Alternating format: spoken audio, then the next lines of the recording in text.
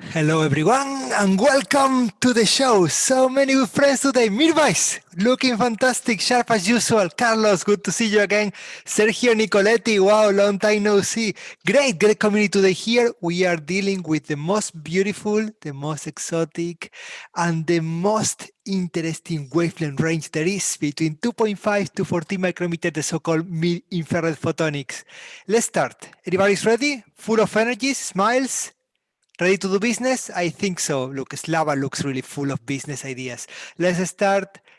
Ladies and gentlemen, this is the number 16 of the epic online technology meetings. We have covered different technologies from all the way from mid-infrared photonics all the way to photonic integrated circuits. And today we have a great community, and I would like to first of all thank our sponsors.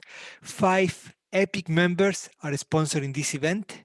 nanoplus, any wavelength range, any wavelength, any laser, is a company that is really providing ICLs, QCLs, laser diodes from the visible all the way to the mid-infrared. Axetris, Swiss company focused on micro optics, solutions based on micro optics for any application from the medical all the way to the automotive.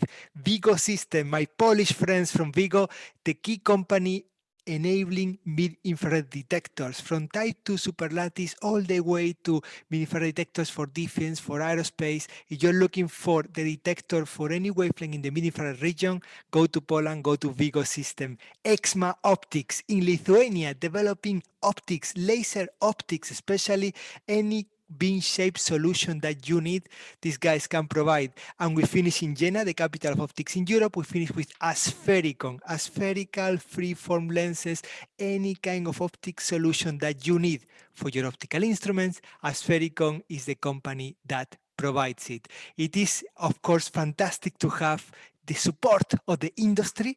EPIC has now 500 members, many of you know that, and 500 actually, I don't know, we're 555 members. And we keep growing with the support of the industry, and we keep organizing these online technology meetings because we cannot travel and because we are confined between these walls. We do our best to keep the time and the momentum and the energies of the industry. But when we manage to go back to the normal world, whatever normal will mean, I'm not even sure of that anymore, we have planned great online, great presence technology meetings in September, October, November, all the way to next year in June. I would like to highlight the one that we do at Philips, in which we are bringing different medical device manufacturers with the rest of the supply chain to enable all the way the process for manufacturing all the way to clinical trials. So you are active in the medical business, you're active in the healthcare business. 8 to 9 of December, I would like to see you in Eindhoven, Rock City, at the headquarters of Philips. For those of you who are EPIC members, actually, I believe today all of you are EPIC members, we always want to remind you that we keep collecting market data for you. There is 17,000 market reports, view graph, data analysis. Make sure that you use this, that you have used that. Last week, we bought the worldwide market for lasers. This is the best laser market report that is available in the market from Strategies Unlimited. We bought it for you. So please use it as much as you can. And also remember that EPIC has a staff of 14 people. We have experts on the laser, on the optics, on the photonic integrated circuits, and Gonzalez is co-chairing the meeting with me today, even in the medical instruments. So any question that you have from this market, we have read them. We can always answer to you. So please always contact us. I'm also really happy with this. We have now the biggest website for finding a job in photonics, www.jobsinphotonics.com. So if you are looking for talent, if you are looking to fill the job openings, we have actively scouted the job openings in the 555 members of EPIC, and we keep giving this to the industry. So you're looking for a position to fill, use this website. If you are you have friends or you have colleagues who are looking for a job, direct them to www.jobsinphotonics.com. And with this, I would like to highlight that we have today a wonderful agenda, but even better than that, we have a wonderful co-chair. Anna, how are you doing today? Thank you, Jose. Well, very good. I'm very happy to be here because, well, I think mid-infrared technologies is a very promising technology, not only for the present of many applications, but also for the future. And yes, we have today a very nice list of presenters and a very good representation of the supply chain, I will say. So if you can, yes, this is. So the goal today is to make business, right? And for this, we need a very good representation of all the different levels needed for the manufacturing of a mid-infrared device. And what are these different levels? First of all, I will say we will need a laser, right? And for this, we have laser manufacturers like nanoplus or monochrome. But well, and for doing these lasers, we will need epitaxis. So we have some manufactured epitaxis like IQE. And then we could be interested to coupling a fiber. And for that, we have ART Photonics, mid-infrared optical for mid-infrared optical fibers. And then probably we will need a mid-infrared spectrometer. And for this, we will have GATE. But also we could be needing a photonic integrated circuit if we want something very, very small. And for that, we have, for example, a peak design, such as the company Numerical or Alción, or also the Universitat Polytechnic Valencia. And also we have for the manufacturing of these peaks, foundries like the CNM or CEA-LETI. In order to go for the detectors, right? Well, no, first of all, the optics. We have companies that can work instead of using a photonic integrated circuit. We can use some optics, and for this we will have Axetris, asphericon, Cailabs. We also have Vortex here. And then let's go for the detection. We have VIGO System that will start with the first presentation. We also can go for mid-infrared cameras, such as the ones offered for AMS Technologies and NIT, New Infrared Technologies. And then, of course, also we have for the packaging, right? We need an entire system, and for that we have the services of the MIRFA pilot line. For prototyping and ramping volumes for mid-infrared sensors for chemical detection. Also, we are going, well, we can also have a PICSAP for packaging and assembly and CSEM. And of course, R&D centers such as for mid-infrared R&D, Ford or IFAC. And of course, we are always focusing on the needs of integrators and users. And for this, we have Lux. But also we have Huawei, Emerson, and PLX. And I think this will be all. Something to add, Jose? Anna has gone around the world for the last 3 years, three years and a half already, talking to people about mid-infrared technologies and the value of having prototyping and pilot production of mid-infrared spectrometers. So if anybody knows this market, it's Anna. So if Anna tells me that this is a good supply chain, I 100% believe her. I would like to remind everyone to smile and to look pretty because we are live in YouTube. YouTubers of the world, welcome.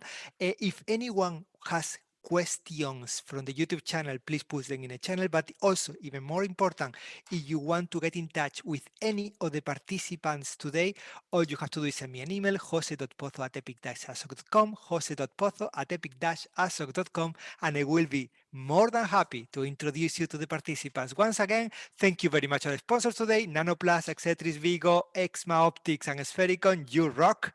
And with this, I would like to go to Warsaw. Cześć. Thank you very much for being with us today from VIGO System. Please tell us how your infrared detectors help the rest of the community. The floor, the attention of everyone, and my friendship goes to Poland. Thank you, Jose. Thank you, Anna. Welcome, everybody. I'm glad I can be here. So I would like to introduce myself. I'm Kordian Lipski from VIGO System, as Anna Jose said before. And I'm a sales engineer in VIGO System. So I would like to present you some information about infrared solutions for your applications. Okay, so first of all, I would like to say something about the VIGO Systems. We are the supplier of a wide range of products for photonics. So it includes both epitaxial semiconductors material as well as infrared detectors and detection models.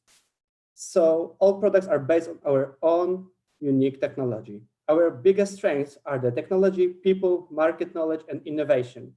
Our unique technology established internally and continuously developed, allowing production of sophisticated optoelectronic sensors. Like our people, like highly educated and experienced personnel that is working on every of your problems. Market knowledge, number of groups of satisfied customers, and worldwide network of distributors. And the innovation, of course, like close cooperation with academies and R&D institutions, allowing for highly advanced research and ability to recruit highly competitive staff. For example, MUT, like Military University of Technology in Warsaw.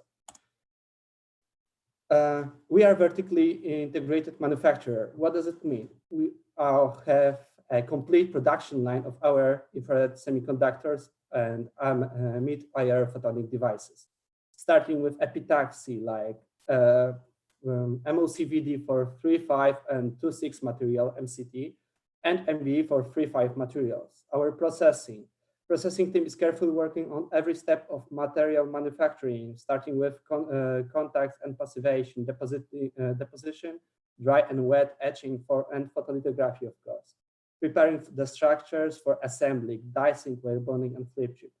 Then we got our detector packaging, like automated assembly, hermetization, and packaging. And in the end, last but not least, integration with electronics. Our detectors are always our infrared detectors get each dedicated electronics for each type. Our measurements are also carried out by our production team. What we can offer, we produce a large variety of detectors like photoconductors, photovoltaics, photovoltaic multi-junction, photoelectromagnetic detector, and quadrants, from near to far infrared.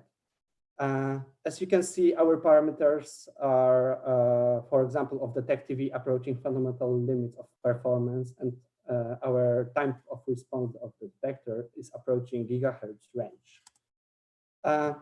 Here, I would like to say something about our new product line. It's affordable mid-wave infrared detector module. It's a detector integrated with low noise preamplifier in a common miniaturization package. It's an uncooled indium arsenide antimonide detector, frequency response DC up to 3 megahertz, and ROS compliance, which make it for the market safely, and what's more, competitive price of 120 euros each. We've got in development our still one of best products, and it's we want to put it other spectral ranges for this detector because it's for 5 micrometer, temperature stabilization, further miniaturization, planar optics, and digital output for SPI and USB. You can see the graph of the spectral response for this detector, and on the right you can see the parameters. In the center, there is a picture corresponding to the size of this detector. This product can be used for such an application like spectroscopy, gas, liquid, and solid analysis, or industry. For spectroscopy, we can say about strong absorption lines in medium infrared. Detection is almost any chemical compound, high sensitivity, and high selectivity. For the industry, I suppose, we can say about temperature measurements, laser metrology, monitoring of industrial and laboratory processes, laser parameters, monitoring, and the control of it. Another project is our medium and long wave infrared mercury cadmium telluride or indium arsenide antimonide liner arrays. The features, you can see high sensitivity, high speed response from DC to few megahertz, low drift of output signal, compact size, small size and weight packages, convenient cryogenic free operations like all of our detectors, customizable array formats, spectral range, responsivity, and signal processing circuits. On the right, you can see the table with some parameters that we can work with. Of course, the application for it. Its main applications are, for example, temperature monitoring, like temperature control of fast-moving objects, and advantage over the sensor in terms of response time, activity, and resistance to environmental conditions. And another application is plastic sorting, like elimination of moving parts and filters, high separation accuracy due to high SNR ratio, and high speed measurement. Another advantage is the low power of consumption. As you can see, we can use both of them in these applications. Thank you for your attention. I wish you all good health and taken care of. Feel free to contact us if you have further questions. Yeah, thank you very much for a great presentation, and to remind everyone that actually next October we have a meeting, an epic meeting, present meeting in the headquarters of VIGO System in Poland. So it is great to welcome everyone to visit my very good friends in Poland. It is not your first ever epic meeting, so you know the drill. What can you do for them? What can they do for you? This is a really hard question, because maybe we can ask what we can do for each other. This is better. We can supply optoelectric products that meet your requirements. We can make common projects. We can find about a whole saying about the cooperation between several companies. For example, we've got the detector, someone's got the lasers. Maybe we can make some spectroscopy. Yes, as I said before. What we would like to have from your side, I think the collaboration is biggest due to everything what I said before. Let me bring you in touch with some of your future collaborators. Mirvais, you have a question. Yeah, thank you very much. Very nice presentation. Thank you very much. So we are working with low power applications, so meaning low wall plug power. So not power coming back from the target, but the power consumption of your product. Could you give us a short overview of the different models you presented and the power consumption, please? Thank you. About the difference of the low power consumption here, it's made that the detectors is not, it didn't have to be powered up by outsourced or other sources to work with high quality. I don't want to say something wrong now, so I would like you to maybe contact our R&Ds.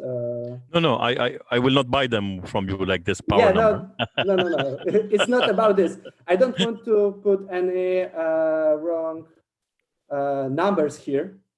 Yes. So I would like you to contact us. We'll revisit the point of power consumption. I really would Thank like you. that we know what Lux-C does, Mirvais. What do you do, and what are you doing in a meeting on mid-infrared photonics? We do LiDARs. Maybe I will say something like this, because the power consumption is so low because it's uncooled. You don't have to use several electrothermal coolers here. So it's, I think, the biggest advantage of it. Thank you. That's very clear. Let us know, Mirvais. Thank you. We are Lipski. We are a Danish LiDAR company, actually. We build LiDARs, but simultaneously, we're also looking into other sensors. So essentially, we're working with robotics, automation, etc. And we're looking for different type of sensors for there. That's why this is very interesting for me, because as you can imagine, we could put these sensors on a rover or something like this, and their power consumption is, of course, utmost important. So that's why I asked the question. But so we want to combine this with LiDAR technology, maybe. Thank you. I have another question from Kate.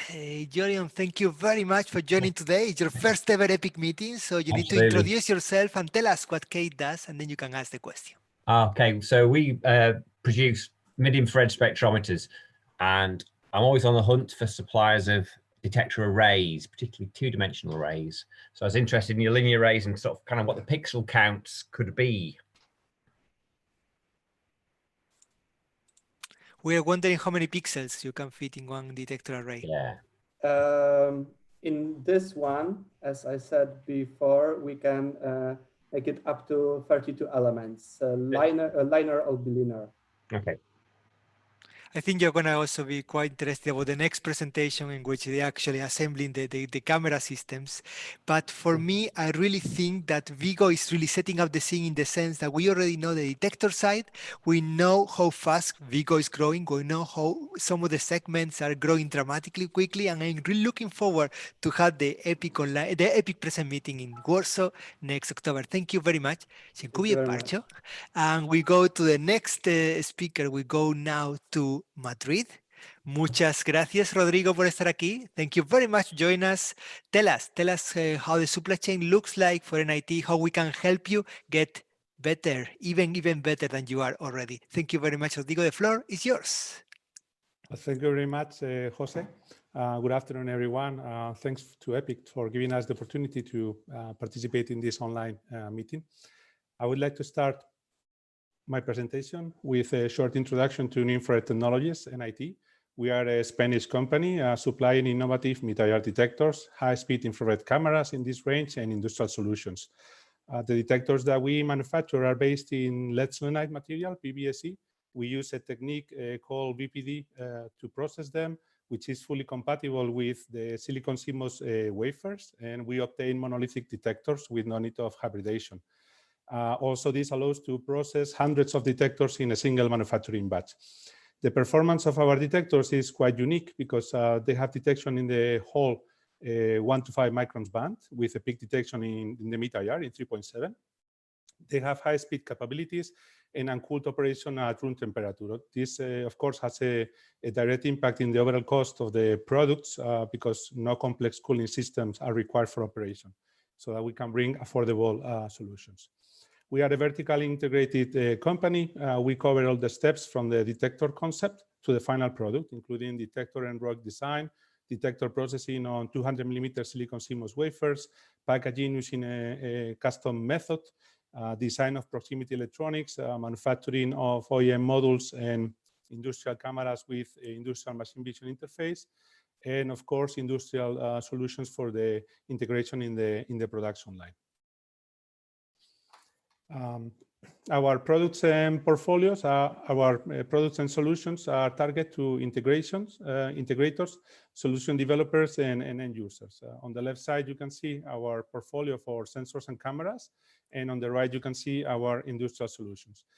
Our current state of the art is the Tachyon 16K Camera Plus. This is a 2D array camera based on a focal plane array with 128 by 128 pixels and a pixel size of 50 microns.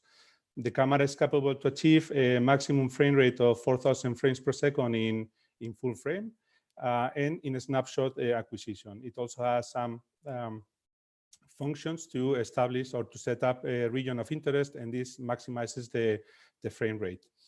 The camera has also an industrial envelope and an industrial interface, Gigi Vision, and is also compliant with GENICAM. It's also powered over the Ethernet, but the camera can be connected to a computer with a regular gigabit Ethernet interface network card. And we offer the camera also with a powerful software suite and also with an SDK for custom software development. Regarding the industrial solutions, we have CLAMIR and i3MS monitoring system. These two solutions are embedded systems. That means that they can operate in a standalone operation with no need of a connection to a PC. In the case of CLAMIR, this is a system designed for the quality assurance of laser directed energy deposition, 3D metal printing, and laser cladding, including ELA processes, high-speed cladding. The system is monitoring continuously the melt pool geometry and is controlling the laser power in closed loop. And with this, we avoid the overheating of the part that we are that the user is manufacturing, and prevents from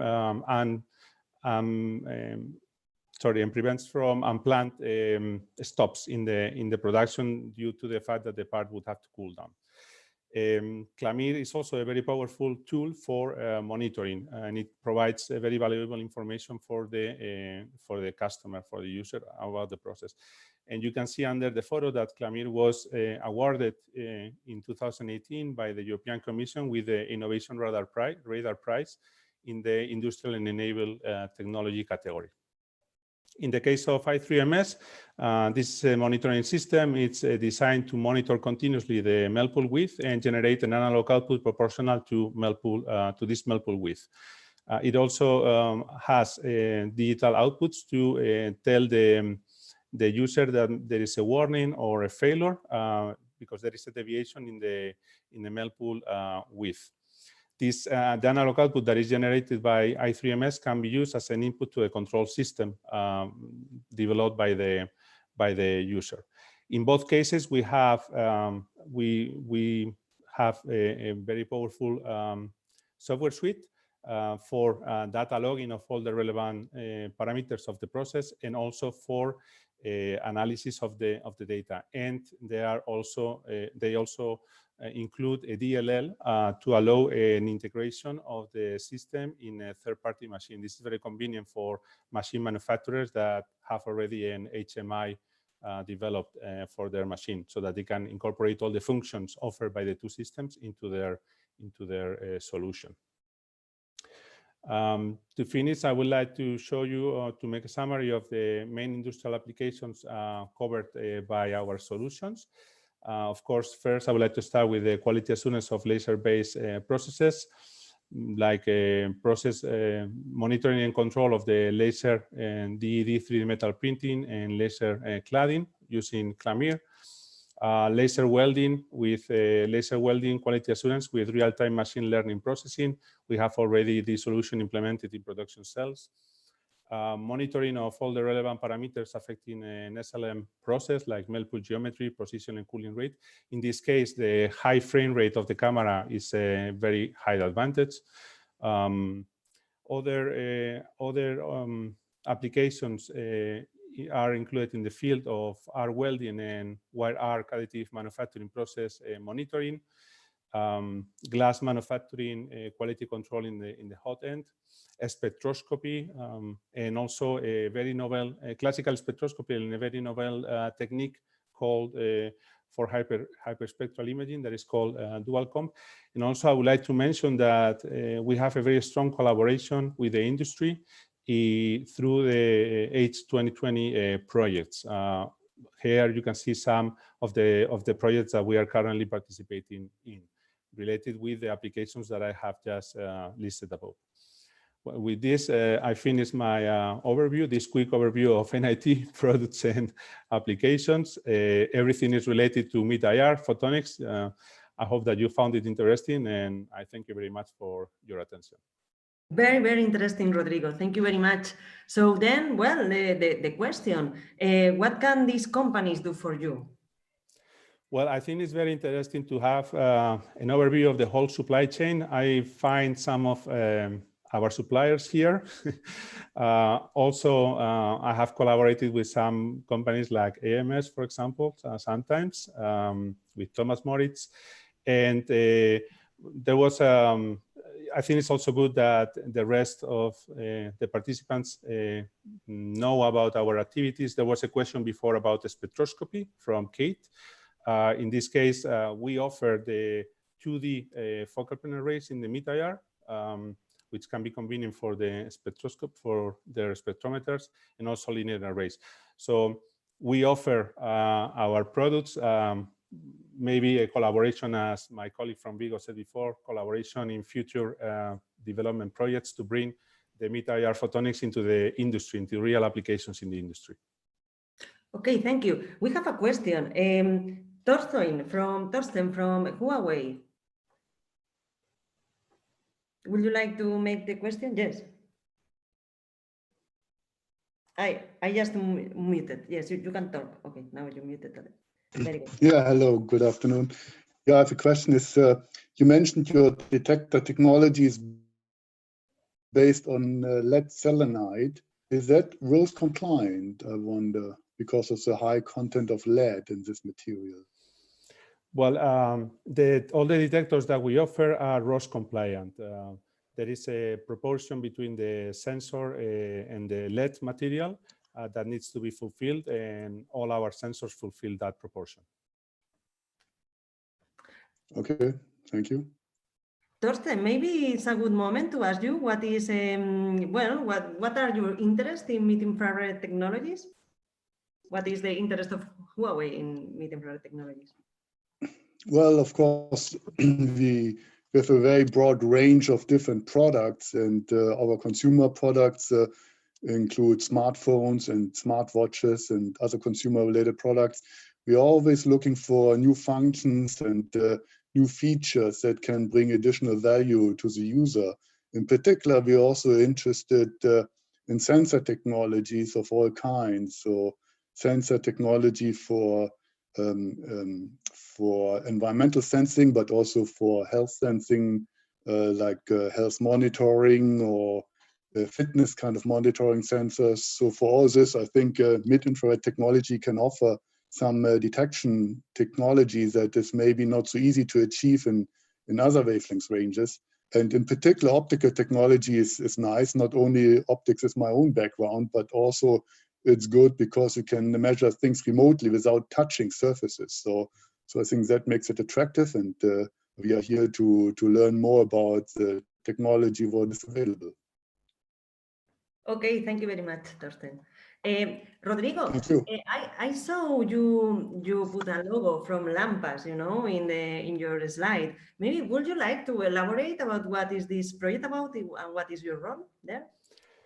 Lampas is an H2020 project that is focused on texturing and patterning and on surfaces with laser, with very high-speed laser, femtolasers, and in our case, we use the camera is used to monitor the process in real time. Okay, thank you. And maybe now is a good moment because we have here asphericon, right? Angela, see, from asphericon. Well, maybe a supplier of Rodrigo, we don't know.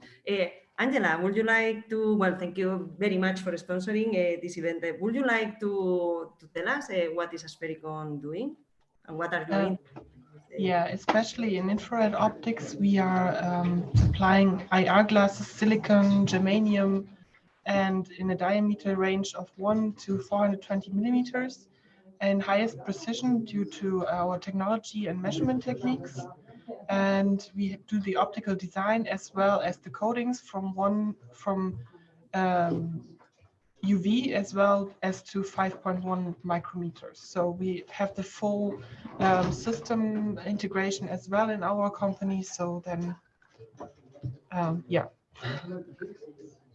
Okay, thank you very much, Angela. And yes, we forgot before, we didn't see on time, a question from Slava Art Photonics to VIGO System. Slava, would you like now to make your question?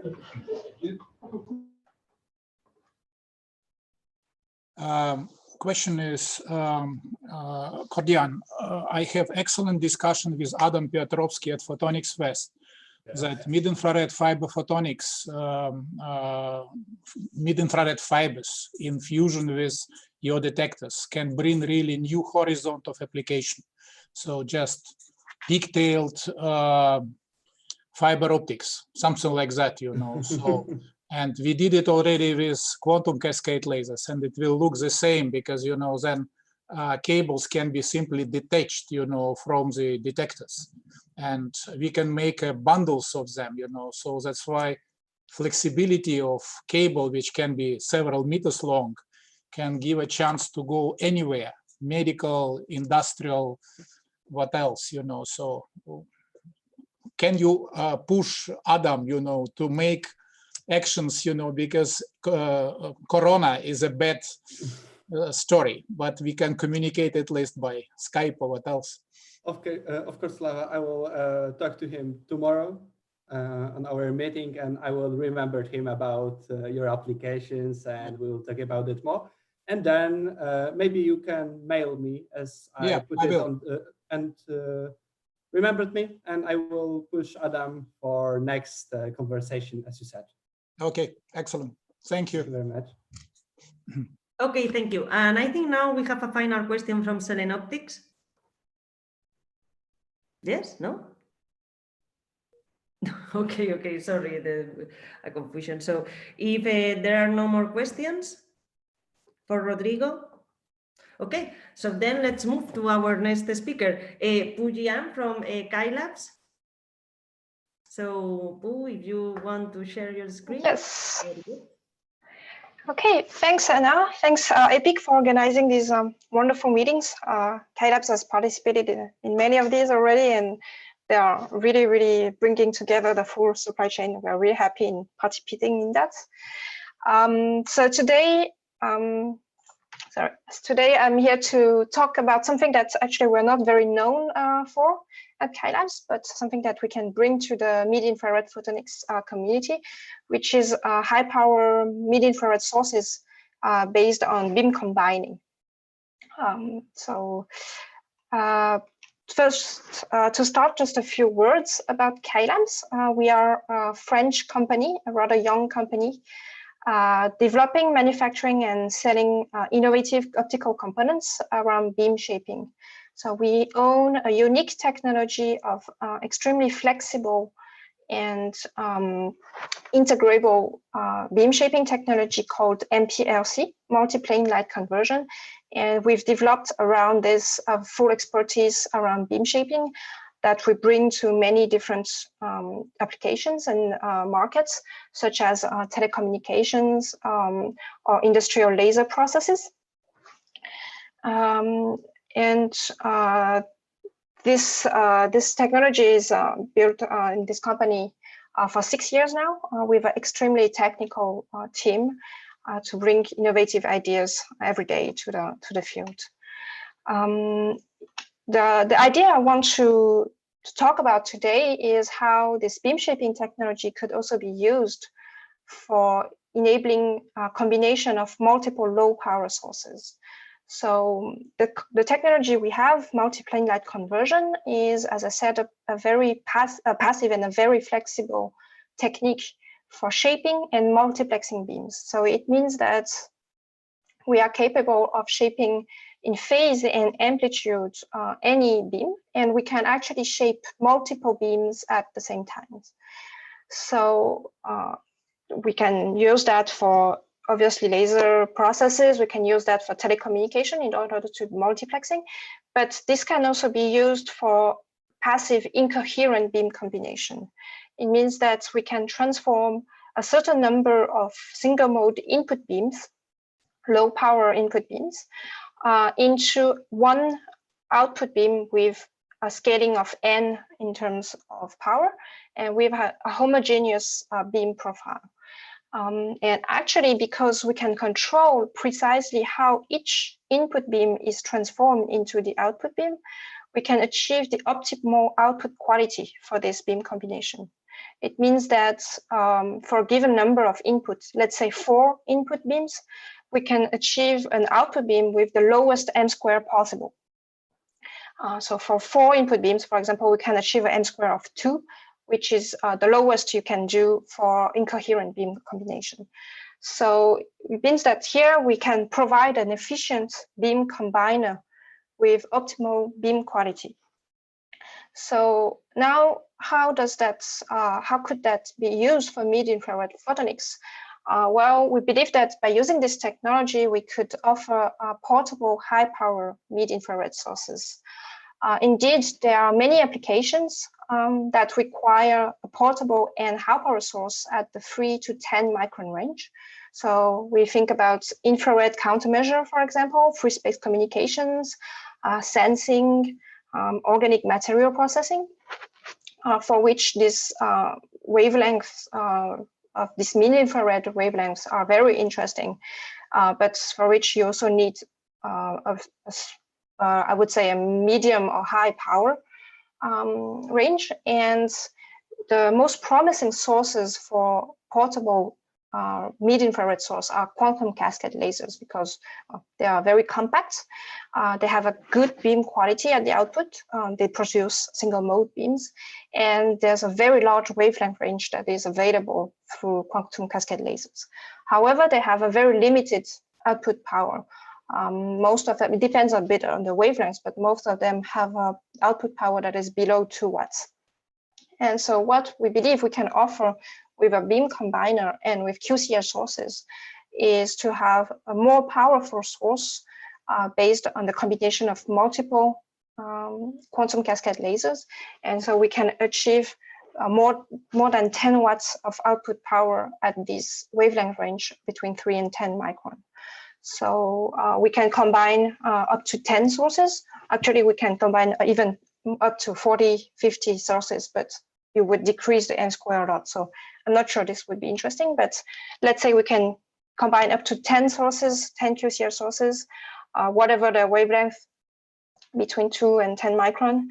And we can achieve an m squared that is below 3 with these sources with a very efficient combination, so an insertion loss that is less than 1 dB. And so by doing that, we can achieve output powers up to 16 watts, which are not achievable today with a single QCR source. So this is basically the idea of what we can offer. And I anticipate your question about what we need from the community here. So what we are looking for today with this application of mid-infrared combiner, different things. First of all, we are looking for new partners and new applications. We have worked on this combiner mostly on the defense applications for the moment. And we know that there are many other applications that could benefit from these high power sources. So we would be really interested in looking into these new applications with new partners, maybe doing some European projects together. We would also like to work with integrators that need these mid-infrared sources and who would be interested in using a solution. And on the other hand, we are also looking for new suppliers for our products. So we're looking for manufacturers of optics in mid-infrared compatible materials. So mostly micro lens arrays, aspheric lenses, dichroic components. I'm pretty sure that there are people in this room that could be suppliers for this kind of components.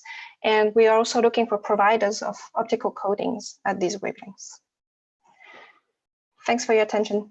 Thank you very much, merci beaucoup. Wow, fantastic presentation. I'm quite impressed how Cailabs started only talking about beam shaping and goes little up the value chain, and now today you're talking about you already have high power lasers and looking for applications. I love the fact that you talk about challenges and you talk about one of my favorite topics these days. Everybody knows how crazy I'm getting on micro optics. And I have people from Axetris in the room. We talk about micro optics, and I have to talk micro optics with capital M when I talk to Axetris. Thank you very much, Melanie, for being with us today. Yeah, hello. Nice to meet you. Could you tell us in short what Axetris does, and maybe we can see how we can work together with Cailabs? Yeah, the first thing I find interesting is maybe Axetris can work as a supplier, because we have many different business lines, as you may know. So we have micro optics and micro lenses, aspheric lenses, all these parts what Pooh mentioned. And also we have infrared sources. So maybe this is what you... Yes, indeed. This would be interesting for us. So yeah, I'll put you in contact with our technical team. That would be nice. Yeah. Fantastic. I cannot wait anymore. We talk about lasers, and many of you know also that in the last years, EPIC has been trying to make a big impact on Europe becoming the leading continent on QCLs and ICLs. So I'm going to look at my friends in nanoplus. Caroline, hello. How are you doing today? Oh, good. Can you switch on the camera? It's much better when people can see you. It doesn't work. My camera. So we've been talking with nanoplus a lot about the need for ICLs and QCLs on this particular segment on the 3 to 4 all the way to the 10 micrometer wavelength range. Could you tell us a bit what nanoplus does, and let's try to find some collaborations here. Well, in general, nanoplus is a supplier of single mode lasers for gas spectroscopy mainly.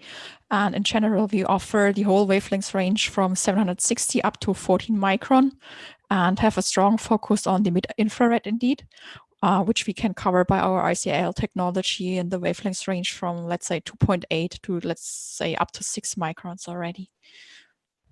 So I am wondering, because we've been talking already about combining this technology with LiDAR. Actually, one of the LiDAR companies today, all the way from Sweden, Lipski, was talking to the detector and was asking about power consumption. You have the leading EPIC member on light sources in the mid-infrared here in front of you today, Mirvais. What questions do you have in your mind? Hi, thank you very much for the question. So essentially what we are trying to do is to increase the usability of sensors, yeah? One of the ways to increase this would be to see more than just a 3D point cloud. We would also like to see, for example, corrosion or rust, etc., in equipment. The numbers we're looking for is 2 to around 5 micrometer range, which you just said you should be able to cover. From the detector side, I've seen this already, and I saw already VIGO said that they're reasonable powers. Let me just ask, what kind of powers are available at these wavelengths? It depends on the wavelengths. So the longer the wavelength is, the less output power you will have. And in R&D mode, we can get up to 30 milliwatts of output powers at 3 micron. I mean, this is not for products. This is under R&D. And let's say... At which wavelength? Sorry. It's 3 micron. Okay. And we think we can double it. And it's about 10 milliwatts at 5 micron at room temperature. Mm-hmm. And the question is always with these kind of things is, I mean, I'm not going to go into your technology and ask what kind of material, but let me just ask the power consumption of the device. Is it cooled? Is it uncooled? It's tech cooled. It's cooled with a tech, okay. And it's about you can usually drive it with a 5-volt source, so the power consumption is much less compared to a QCL. And excellent. I think there is obvious clear room for collaboration, and the ICLs of nanoplus have been used already in a couple of demonstrators, actually products that Mirfab is going to present later at the end by Sergio Nicoletti. But I want to go back to Pu, because Pu Jian, you told us about optical coatings for mid-infrared. So there is a company here, Vortex. Ian, how are you doing today? Hi, good, thanks. Do you think you can help Cailabs with coatings for mid-infrared? Yeah, I mean, one of the things you mentioned there in your presentation was the need for beam splitters and dichroic coatings in that wave band, and I'm sure we'd be able to assist there. I mean, we've got plenty of experience in that area, so we should maybe get in contact offline, and particularly if you've got projects where you're struggling for a beam splitter or a dichroic, I'm sure we'll be able to help you. So I'll get your email and drop you my email as well, and we can collaborate that way. That's what the whole thing is about. And looking for collaboration, you were also, Jian, you were looking for a potential R&D partnership. And one of the R&D centers in the mid-infrared laser-based is in a beautiful area in Europe. Thank you very much, George, for being with us all the way from Greece, right? Thank you very much. And tell us how we can help you. Yes, first of all, just a minute, just to explain who we are. We represent Forth. Forth is the biggest research institute in Greece. And among other activities in our department, we focus on laser-based patterning, processing of various types of materials with producing very complex structures by modulating the laser parameters, fluence, polarization state, etc. So far, we have worked on laser pulses, laser wavelengths in between the range visible or near IR. We have produced both theoretical model and experimental protocols to validate the model. So now we have extended our research to mid-IR. We have already carried out some research theoretical work, and we have some results. It's up to validation of these results at CEA-LETI. The question rising is whether the last speaker has started working on laser patterning with mid-IR pulses. So yes, I focused my presentation on just combining the sources, but actually, because mainly our technology is actually a beam shaping technology. So we're not necessarily doing I would say round quasi-Gaussian output. We can do very different shapes, and this works at mid-infrared wavelengths as well as in any other wavelengths, what we are doing already in other applications. I do honestly believe that you had to get in touch with each other. That's one of the, before the meeting, I make like kind of a matrix and I said, these guys should be connected, and Ford and Cailabs really you should work together, because for beam shaping mid-infrared, there is nobody better than Cailabs. We have a couple of questions in the chat. The first one is from the UK, from Gooch and Housegold. Thank you very much for being with us this afternoon. What's your question? Yeah, put the camera on. Yeah, so my question was really about whether this combine only works with single mode, and really what was the in what configuration is the output? Is that a collimated beam, or coming out of a waveguide, or coming out of a fiber? I want to see how this is different to just combining 4 or 8 different sources through waveguides that are brought close to each other, which is like a standard fiber optic beam combiner. Thanks for your question. So it works with single mode sources, or I would say few mode sources. So if you have a very largely multi-mode sources, you couldn't obviously achieve lower n square than what you already had. We can't violate physics, basically, but we can achieve the lowest n square that is available for the number of modes that you have at the input. So we could deal with, let's say, 3-4 modes at the input for each input, and then combine them to the lowest number of modes possible, so the lowest n square possible. And in terms of the output, there are different ways we can do that. We can actually do a collimated output, or we can inject them inside a multi-mode fiber if you want to have a fibered output, because you want something that is delivered within a fiber. The main difference with, I would say, usually fusion coupling different waveguides in order to achieve combining is that we are really controlling the m square, the divergence of the beam at the output. And so we can achieve, I would say, a factor of 2 or 3 compared to other combining technique in terms of beam divergence. Mark, it's so great to have Jian in the room. We'll get back to you, but we have another question from Barcelona. I just wanted to follow up on that, if you could stop a minute. Just 2 very quick points. One, at Gooch & Housegold, we a big major optics company, the largest in Europe. So when we do infrared coating, so that could help. We have a side interest in collaboration with one of the universities on mid-infrared lasers, and combining beams is a very good way of pumping lasers. It's currently done in the shorter wavelengths. So they'd be quite interested in your product at some point. Thank you. Okay, that's fantastic. GNH is one of the key companies that we have in Europe, and I want to have you more engaged with the event. So hope anytime you want, GNH is always welcome at our meetings. So we go to Barcelona now, and we go to Igor Monochrome. What's your question? Hello. Yes. In general, my question was quite similar to the previous speaker. I'm looking for an efficient beam combiner for high power single emitters. Since they are not single mode, I think you already have answered my question. So I assume it is not possible to use high power multi-mode emitters with this technique. It really depends on how multi-mode they are.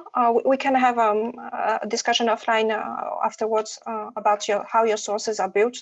I would say there's a limit somewhere between very, very multi-mode and completely single mode where we can still work. So it depends on your sources.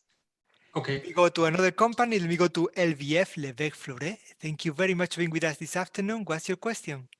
I was wondering what was the maximum output power that can be coupled, because actually we're Levesque Fleuret and some partners, or we commercialize mid-infrared fiber laser up to 10 watts, and we will rather soon achieve 20 and 40 watts, but actually the market wants 100 watts continuous wave. And it would be much easier for us if we can couple several lasers instead of making a very big one. Mm-hmm. So in terms of power, well, I'm going to say something that has not been done in mid-infrared, because we have not. I'm going to be honest. We have not worked up to more than tens of watts in mid-infrared. But Cailabs technology is actually compatible with very high power because we have a reflective design. So for very, very multimode lasers, we have already worked at multiple kilowatts, 16 kilowatts. And our technology can perfectly shape lasers at 16 kilowatts.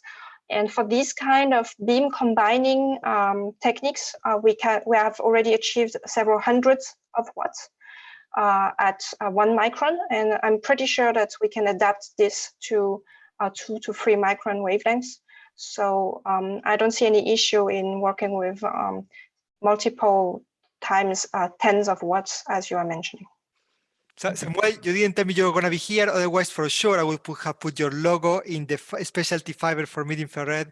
LVF makes fantastic fiber for supercontinuum generation as well as fiber lasers. So it's a great company, and really happy to have you in EPIC. And to close this round of questions, which really was really exciting, Cailabs, we get so many questions. We go to Kate again. Jelon.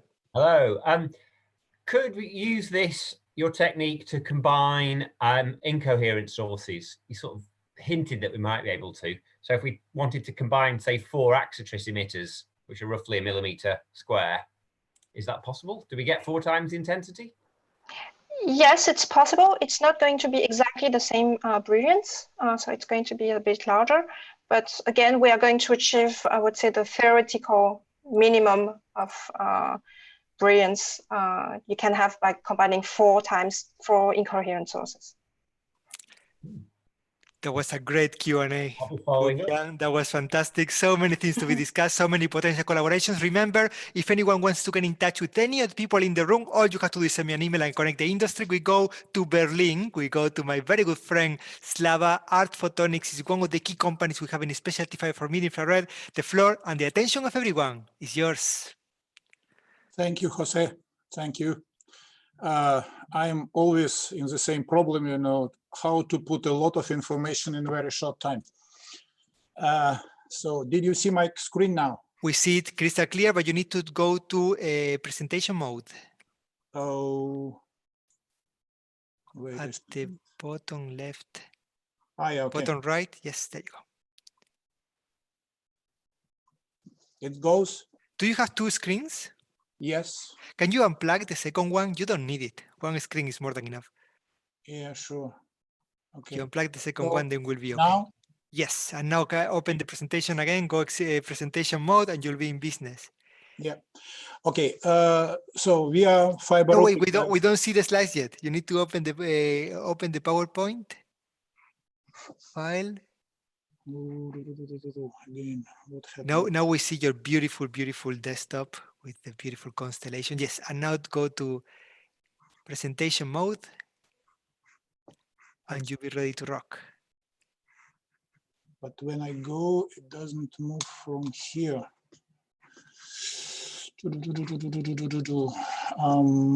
Yeah, you go to bottom left, just in the top of the bottom right, on the top.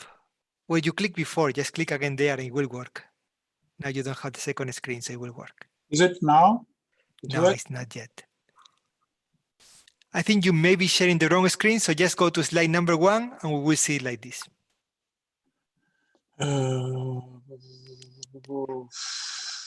What's wrong?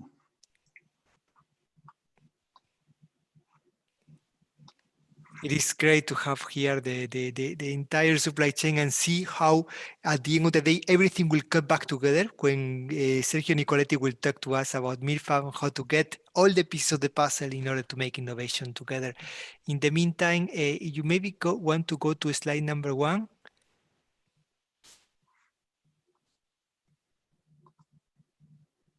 And if you don't mind, you can present it like this, or I can go to the next speaker.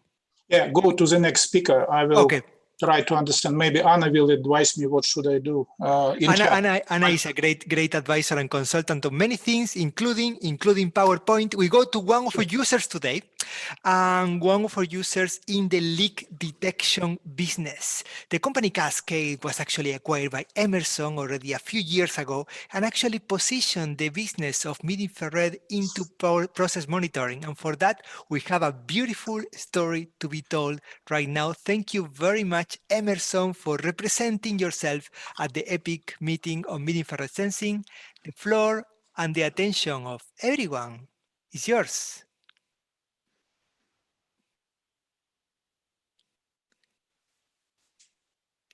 I think we have lost our colleague Angus from Emerson.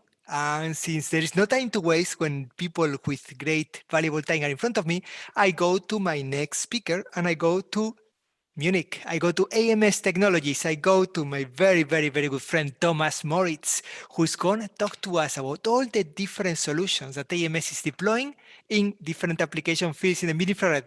Thank you very much, Thomas, for being with us. You look fantastic. I'm so happy to see you because after the last two presenters, I got very nervous.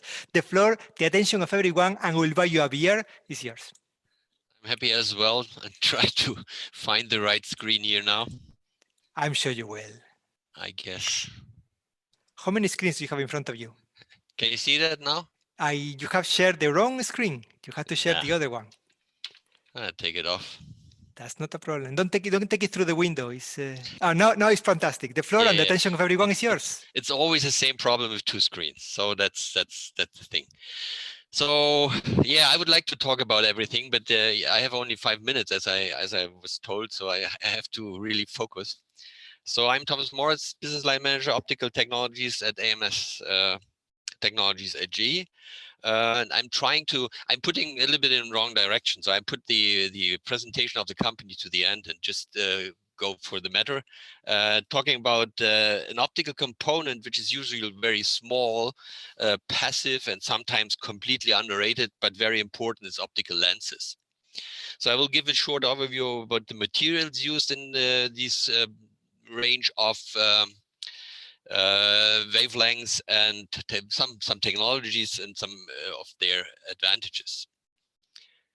So it's really a brief overview because time is so limited. So for deeper, more comprehensive information, please contact me or us in that case. And because there's so many different lenses possible, so it's really difficult to focus on all the details here.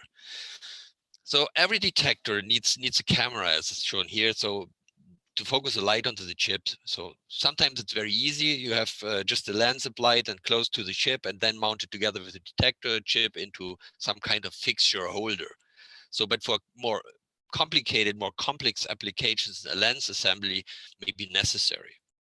So the wavelength range where that optics works is mainly defined by the materials used as substrate together with eventually needed coating.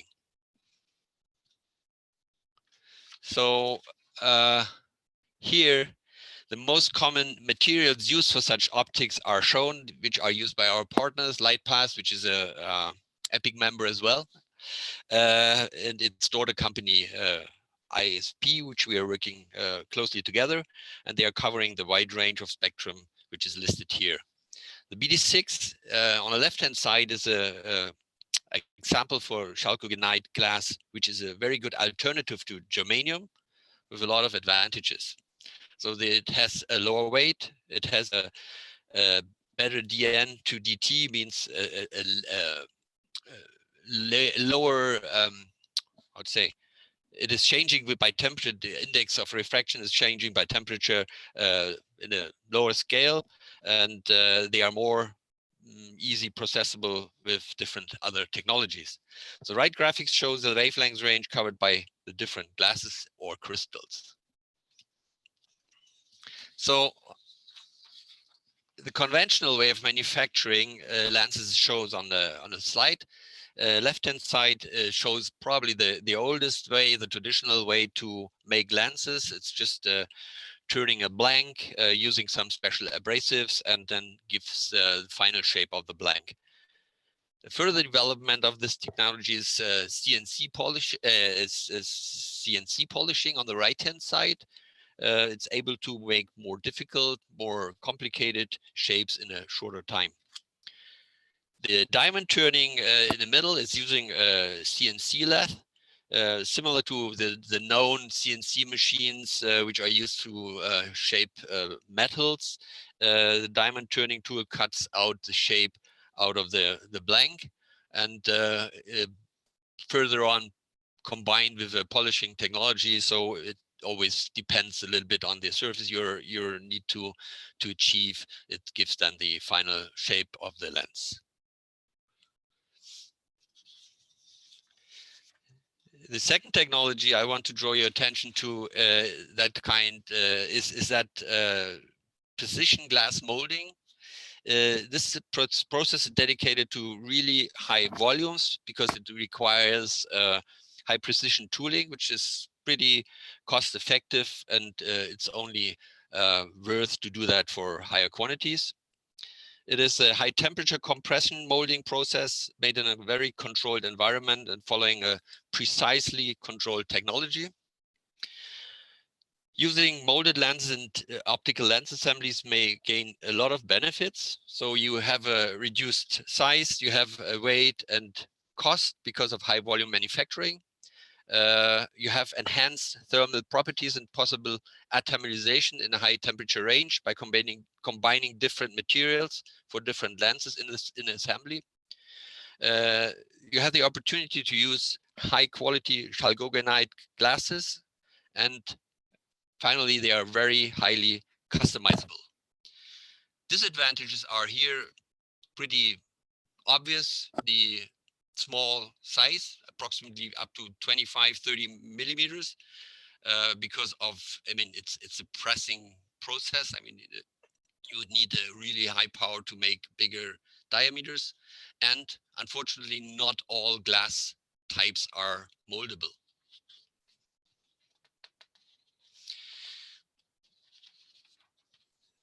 The table shows here standard assemblies made of lenses, either molded or diamond turned. It's always mentioned there in the material row.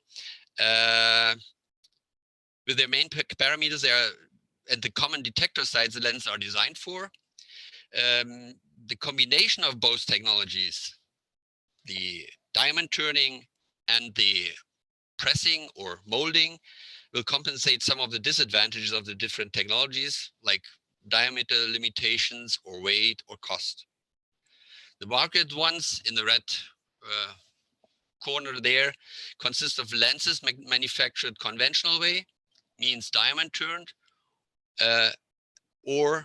and molding, combining that way both technologies to overcome the limitations we found in the single technologies. And that's the new approach here, because it is gives you a lot of advantages, and this is, the next step of integration of assembling lenses. Yeah. Coming to my last slide, as I said, a few words about AMS technologies.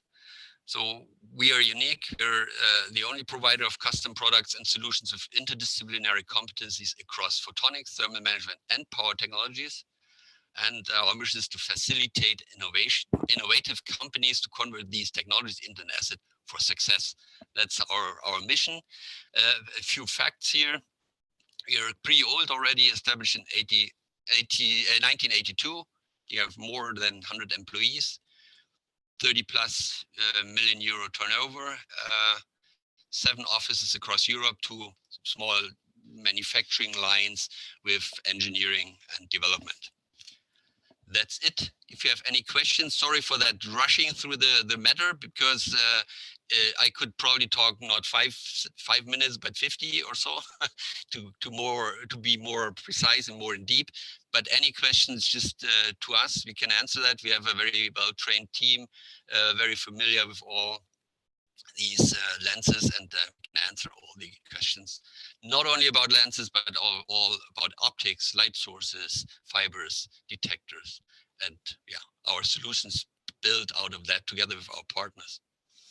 Okay, thank you very much, Thomas. No, it was fantastic. So, okay, what can you do for them and what can they do for you? As I said, I mean, what I think the best question is what can we do together? Not to split that in such two different ways.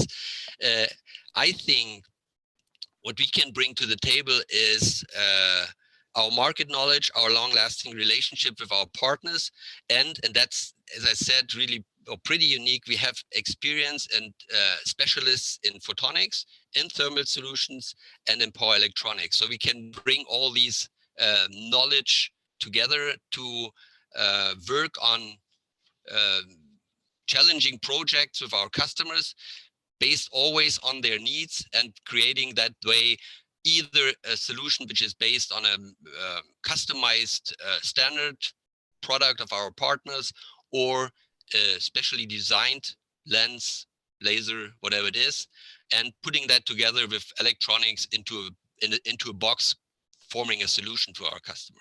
That's what we're having as our main focus. Just I mean, actually, because it's a good relationship. We mentioned already the Corona times. That times we are pretty busy working with companies on optics for fiber detecting devices, thermometer. I mean, you know that remote thermometer, working on disinfection solutions with UV light and detectors for detection of persons, and cooling solutions for analytical systems. So that's what we are doing right now, which is pretty strongly related to the situation in which we are now. So, and we really appreciate to have that forum with EPIC, that we can exchange our minds and our ideas to bring photonics industry forward. Looking for new interesting projects. Thank you. Very good. So let's go into find these interesting projects.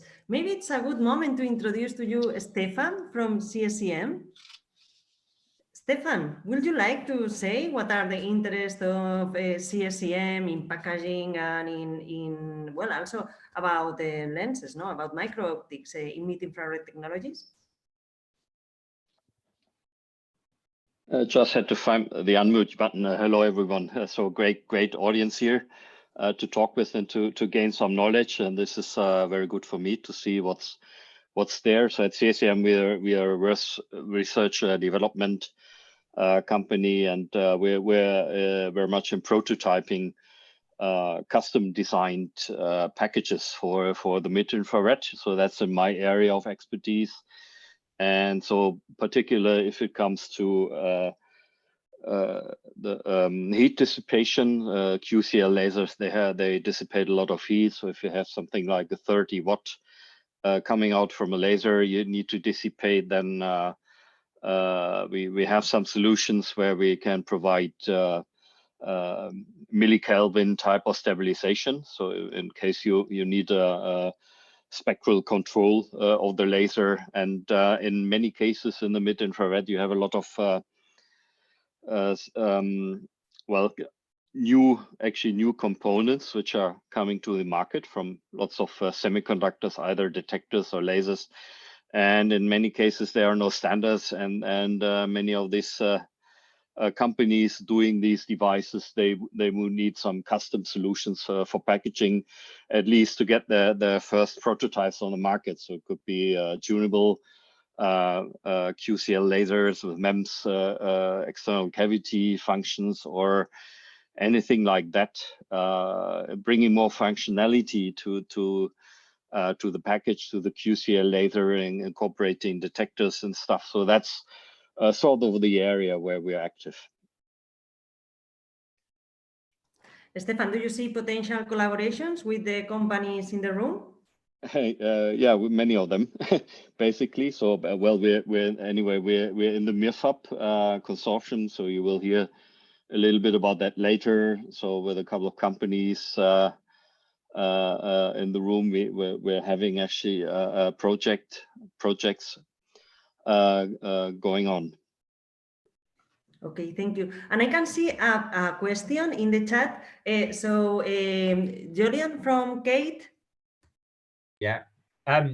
So this was to AMS. I think on one of your first slides, you showed you could supply BD6 lenses with DLC. I guess BD6 is a chalcogenide glass like Ante1. Yes. And that DLC is diamond light coating. Correct. And what are the pinholes in it like? Sorry? How holy is it? Is it how holy is it? Yeah, is it got pinholes in it, or is it like perfect? What do you call perfect?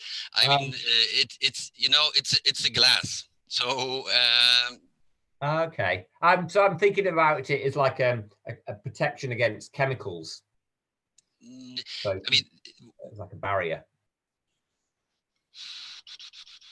So I mean, it's the BD6. It's a composite. So I mean, it's you know, it's mixed out of a lot of different chemicals, and then melted together. And as good as you're melting, as good as your lens. But you know, it's. I don't think that there is really this parameter ever measured whether there are pinholes in or not. Honestly, I meant in the diamond-like coating. Oh, the diamond-like coating. Oh, I was on the wrong. Yeah, there are data on that, but I don't have that on top of my mind. But I can send it to you. That'd be great. Thank you. Okay, thank you very much for this question. So, more questions for Thomas? Okay, if not, let's move ahead in the program. Slava, would you like to try to? I will give a lot of luck for you. So yeah. So would you like to share your presentation? So, demonstrация экрана. Okay, here. And come on. You did very well during the test session before. I hope it should work now. Well, not yet. Come on, да что ж такое-то?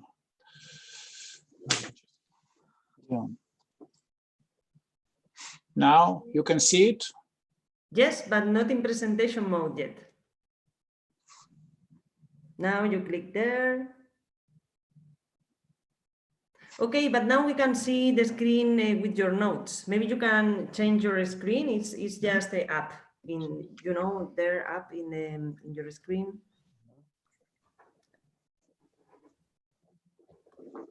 Oh, very good. That was perfect. Okay, so when you want, you can start.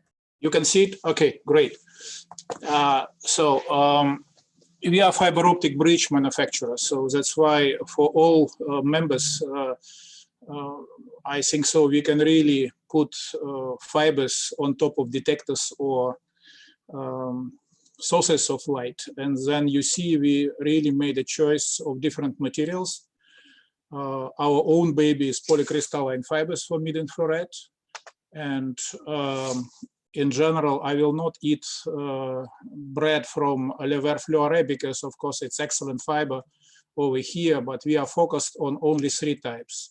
Polycrystalline fibers for mid-infrared with transmission, you know, up to 17 microns, 16, 17 microns, chalcogenide fiber, and hollow waveguides. So polycrystalline fiber is very unusual. It's not a glass. You can see a structure with 10 to hundreds of nanometers. It's 1 micron here. And fiber is extremely flexible, so it's almost impossible to break it. Shear fiber, nevertheless, all these 3 candidates, they have pro and contra. And advantages of chalcogenide fibers based on arsenicum sulfide, they are simply the best for the range up to 6 microns, with some problems with HS bonds over here. For the longer wavelengths, up to 9 microns, you can use arsenicum selene glass, and we are not alone. There is a company, Earflex, also doing similar. But fibers, they have advantages, and they have some drawbacks. They are slightly brittle. and toxic. So there are precautions for medical use, but nevertheless, we never have reprimands from the customers that fiber were broken. So for the crystalline fibers and hollow waveguides, I will not waste this time for single crystalline sapphire fibers, and will be focused on silver halide fibers and hollow waveguides, just to compare them. Advantage of polycrystalline fibers, as soon as they are transparent in very broad range up to 17 microns, this is spectra of transmission of pure fiber. You can see here, for example, emittance radiance, at room temperature for black body or at 330K, so it's a perfect match. And in result, when we couple infrared fibers with MCT detectors, it can be in liquid nitrogen DURs, it can be with VIGO detectors, which are Peltier cooled. It can be also with bolometers. In this case, we are planning, to do some plans with members of this event right now. This was done really 10 years or even more, 10 years ago with IPHT in Jena, with Institute in Jena. And this kind of infrared imaging with fibers can be not only with a single fiber solution, which was developed by and patented by company Securus, was really realized for medical application, control of temperature during operation for arthritis. So you can see in real time how the hot spot is growing on the esophagus wall during the heating of the heart. It's a special procedure against this kind of problem, in heart. Then it can be bundle, and you can see that we measure, for example, parameters of the bundle from the black body to the camera from company Optris. So, and in general, bundle can be of any configuration, 19 fibers in bundle, 4 to 4 fibers in bundle. Hollow waveguides is a third player in this kind of comparison. They are great because there is no material, it's just air, and you have only internal mirror based on deposition of silver at silica capillary and silver iodide. And you can play with the thickness of these layers. It's a special mirror. So you can make it, with very high transmission at 10 microns, but then it will be problems over 5 microns. But if you will change thickness, and we can do it, we can move it, we can shift it and make a very good hollow waveguide for carbon monoxide laser in that range. So advantage that you never have a laser induced threshold at the entrance because it's no material, no Fresnel reflection. But same time, hollow waveguides are good for narrow divergence, for very narrow beams, for laser beams, like CO2 lasers, quantum cascade lasers. So for example, here you can see a picture of carbon dioxide and carbon monoxide laser, so 10.6 and 5 to 6 microns. And cables which are made in this case from polycrystalline fiber. And but same cables can be made from hollow waveguides. Only the point with hollow waveguides, radius of bending like this will reduce transmission because hollow waveguides are quite sensitive to bending. You can lose up to 20% under bending or more. Again, also chances, we can couple with polycrystalline fibers or hollow waveguides, we can couple quantum cascade lasers. So, and I already showed you a live sample over here, which was presented at Photonics West recently before Corona. And at this box, there are 7 quantum cascade lasers with pure fiber pigtailing. So we do it together with company nanoplus, and Caroline was with us over here.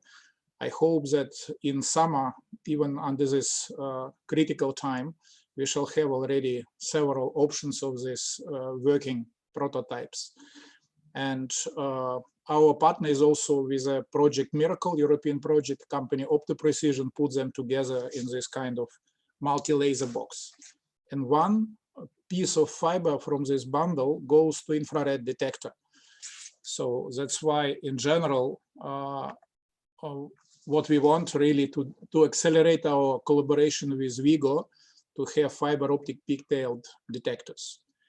And the last point, just to mention that, of course, infrared fibers are excellent peer fibers for fingerprint region for spectroscopy. So between, let's say, 4 and 16 microns. So this is transmission of peer fibers with different ATIA tips, diamond, zinc selenide, silicon. And when we need it for shorter wavelengths, then we use chalcogenide fibers and cubic zirconia. So then we have very good transmission over here. So that's why we supply a number of very different fiber optic probes to FTIR manufacturers. It's a company ABB, this is Bruker, this is Metla Toledo, and Thermo in this case. And we help also customers to make it with our couplers for efficient coupling between FTIR spectrometer and fibers, which can really use to monitor, to control process. So you can see formation of the product in time under temperature of 220 degrees Celsius, because we can really put probe, this kind of special probe, into the hot boiling soup, I should say, and control how the product is formed in time. So that's it in the moment. I hope I am within my 6 minutes. You are fantastic within the 6 minutes, and even better when you presented your passion, which is the fiber optics in the mid-infrared. Well, almost all the time that we talk about the medical industry. We both have a huge passion for this. So before we go to the epic question, do you see a big pull from the endoscopy manufacturers in the mid-infrared? Yeah, I think one of the biggest fields which is not developed as we want, and we hope for collaboration in this field, that infrared endoscopes, which can really go inside human body, can really control not only operations when the part of the heart is heated up against arrhythmia problems. It can be also detection of tumor at the stomach wall or rectum wall, because tumor usually half a degree warmer, and sensitivity of this method is about 0.1 degrees Celsius. So that's why fiber is flexible. It can go at any kind of hole. And that's why medical field probably will be the biggest in the future. But what we are, how to say, desperately looking for, we need a partners who will simply help us to make complete endoscope. Okay, let's find some of these partners outside the endoscopy. Well, first, let me remind everyone, 17th of June, Epic Online Technology Meeting on Endoscopy. Do not miss it. YouTube and some channels available for you. But Slava, what can these people do for you, and what can you do for these people? We have already partners in this team today. So we are already in good team work, with nanoplus, doing the very first type of pigtailed quantum cascade lasers. So this is a product which I already showed on the screen, but we are of course not limited. We have our guests from CEA-LETI. So Sergio was here in Berlin, and we are very open for any manufacturer of quantum cascade lasers, and found even 3 companies in Berlin who are doing QCL.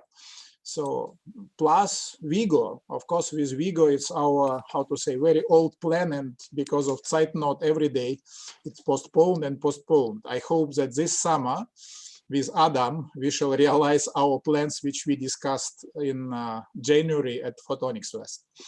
Slava, you see what I seen happening in the last year.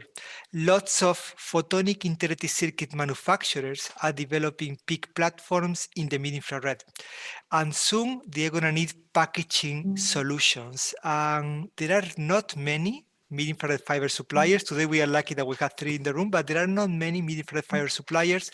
One of the companies who's actually developing a platform in the mid-infrared is UPV. Pascual, how are you doing today? Nice, Jose. Pascual, where are you in a mid-infrared photonics meeting? Oh, well, that's a good question. We've been working on photonic integration, as I will show later, for several years already on a silicon nitride platform, and then we want to extend it to the mid-infrared. We've been working on the near-infrared upon developments previously done on visible. So now we go for the mid-infrared.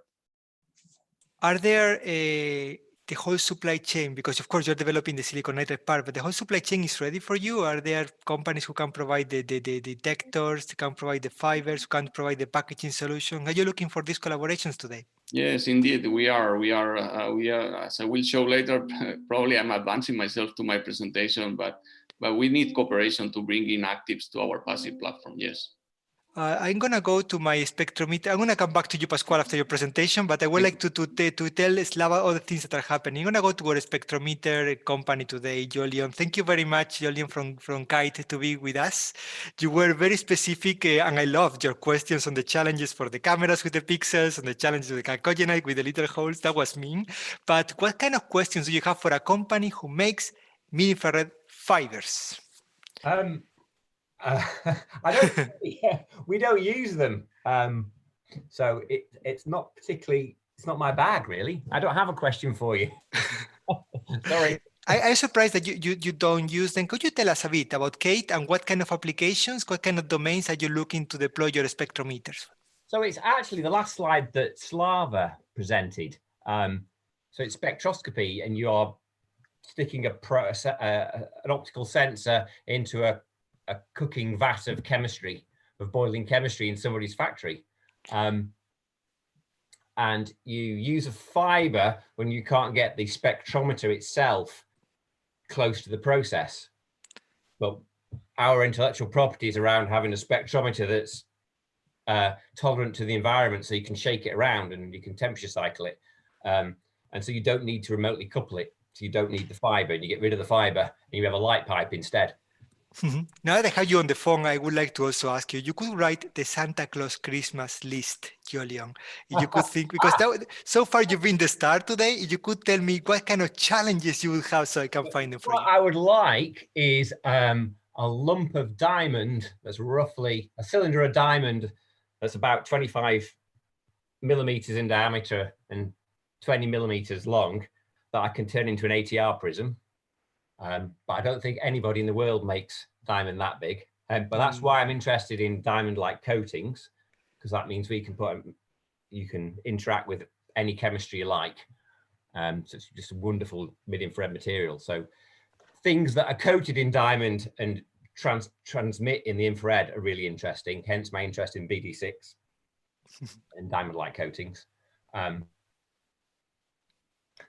Really sensitive detectors. So if I could buy an MCT detector that would be flat from 3 microns to 14 microns and have at least 1024 pixels by 800, a two-dimensional array that didn't need liquid nitrogen cooling, that'd be really interesting. But I don't think anybody supplies those either. Right, that's something that we can do something about. We are working very closely with a couple of companies that are developing some we're close to actually using graphene, but we can talk about this offline. Yeah. I always like to provide you with suppliers and then possibly with customers. Let's go to the next presentation. End user in the leakage detection market. Emerson is here to tell us about how the supply chain can continue helping them with their business. Thank you very much once again for being with us this afternoon. The attention, Angus, and the floor is yours. Hi, good afternoon. Let me just share my presentation with you. If you go to presentation mode, crystal clear, the floor is yours. Not my first rodeo. So thanks very much, everybody. I've managed to get some light onto my screen, which is going to be a little bit helpful for you to see my face. So thanks for inviting us along to talk at this EPIC meeting. And I'm just going to tell you a little bit about, for those of you who don't know, about Emerson and the part of Emerson I come from, which is Cascade Technologies. So Cascade Technologies is a quantum cascade laser gas analysis based company. We were founded in Scotland back in 2003 as a spin out from Strathclyde University. And over the next, I guess, 10 years or so, developed quantum cascade laser-based gas analyzers and detection systems. And then in 2014, Cascade was acquired by Emerson. Emerson's a global organization that provides lots of different services for lots of different industries. But the Cascade continued as a division of Emerson as doing continuous gas analysis, aerosol leak detection, and some work also in medical and pharmaceutical leak detection systems. The technique that we use at Cascade is a laser chirp technique. And this is based on the fact that when you put a voltage pulse through a QCL, as well as getting a pulse of light out, then the temperature of that QCL ramps as well. And you get effectively an almost linear chirp of the frequency or the wavelength of your laser during the pulse. So we typically pulse our lasers with a 500 nanosecond pulse, and we repeat that every 100 microseconds or every millisecond. But during that 500 nanoseconds, we sweep the frequency of our laser by a couple of wave numbers. And so if there are some molecular absorptions around, then each pulse contains that molecular absorption. So we get a full spectrum with each pulse. And that spectrum, that transmission spectrum of a gas, we then convert into an absorbance. And then using fitting routines, we fit a multi-line spectrum to that absorbance. And knowing the path length of the absorption, we can then get a concentration from that. So this technique is very sensitive, as we'll see in a bit. And so we can get sub ppm sensitivity. And because of the fact we're taking a spectrum every pulse, we can do it very fast. And so getting sub ppm sensitivity and sub hertz, so faster than a hertz repetition rate is relatively straightforward. So Emerson sells a number of different, or produces a number of different quantum cascade laser-based process gas analyzers. And most of them are based around, as I said, quantum cascade lasers. And so we're looking at optical absorptions in the mid-infrared photonics, which is why we're here, of course. And as you probably know, most of the common gases, small molecules, contain very strong absorptions in the mid-infrared. And that's the marriage of those two things is really what makes this technique work very well. So we have a number of different analyzers, as I mentioned. The CT5000 systems, which you see on the right of your screen there, they were first introduced in around 2016, and they are systems that can have up to 6 different QCLs in them and measuring up to 8 different gases at the one time.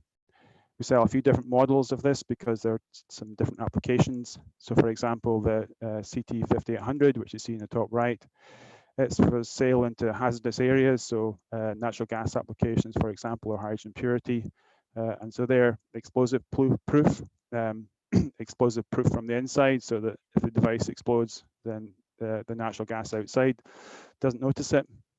And then the other two, the 5100 and the 5400, are just different concepts. But again, the same basic package where we have up to 6 lasers doing up to 8 measurements of different gases. On the left-hand side, you can see a couple of our more newer systems. So these are brought out last year, the 4400 series. And there we have a slightly simpler design where we're not working necessarily with what we call hot-wet measurements. So hot-wet measurements, you typically need to run with heated cells, heated measurement cells, so you're above the condensation point of the gases. So typically that can be up to 200 degrees centigrade. Whereas these systems on the left-hand side, the 4400s, they tend to run at room temperature, and they tend to measure fewer gases, so maybe up to 4 lasers in the system, measuring up to 4 gases, or maybe 5 gases. And all of those systems run doing the measurements simultaneously, doing fitting routines simultaneously in all different gases to do the measurements. You asked what can people do for us. So essentially, I mean, Cascade has been involved in this area, of course, for the best part of 20 years and has had a lot of collaborative developments with very different companies around the group and all around the world, in fact. And that's something that's been very beneficial for us, and it's something that we'd really like to continue doing. And so working with established partners and seeking out new partners is always something that we're looking at doing. And for us, that means looking for mid-infrared and near-infrared solutions. So we are a gas analysis company, a gas detection company, and we're looking at what we can have to help our customers do what they need to do. And so if that's better or different sources, different detectors, different components, then that's what we're looking for. And if there's novel techniques, we're a company that's been based on chirped QCLs for a number of years, but we're not wedded to that technology. And so if there's other ways of doing things that we should be doing to get better performance for our customers, then we will be heading that direction too. So we're always interested in working with different companies to see what's happening out there. So thanks very much for your attention, folks. Thank you very much, Angus. Very nice presentation. And also you already answered the question, no? What can they do for you? So, well, questions, comments for Angus? In fact, yes. Okay, Slava.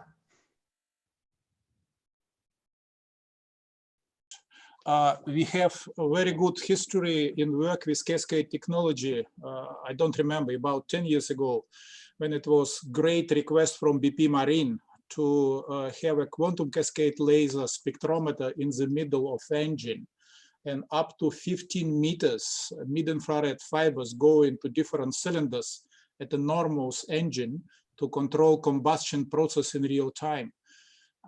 What's about, let's say, future? Sometimes we should go back, you know, to the history and repeat the idea of spiders with spectrometer with your new quantum cascade laser spectrometers for gas analysis. Yeah, for sure. That'd be interesting to look at. In fact, one question I was going to ask you about your fiber coupled systems, was whether that system is, you know, is completely, is the air absent from that coupling system? So does it see the external air, or is it completely sealed? If you will do something like that, you know, it will be simply, can be, okay, either batch coupling, or let's say kind of this housing can be with inert gas. And then of course it's just a solid fiber which can go up to 15 meters. And you can really control, let's say, gas composition in several pipes in different part of, let's say, combustion reactor or what else. So that's why there are no other gas between your area of measurements. At this end, it can be special kind of, let's say, optical pass, gas cell. So it can be multi-pass, it can be dual pass, what else, which is simply inserted in some kind of, I don't know, in hole. So it goes in hole, and then, you know, you measure what goes through the hole, so through the pipe. It's easy.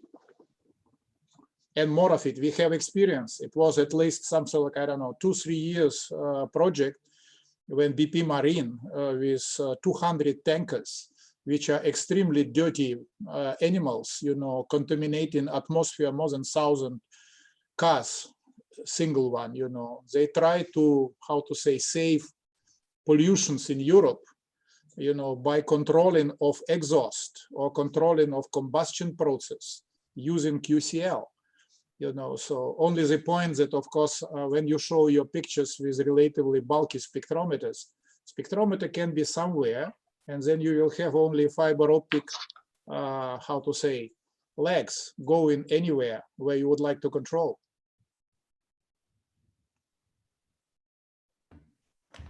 Okay, thank you for this comment. And also we have another question in the chat from Melanie from Axetris.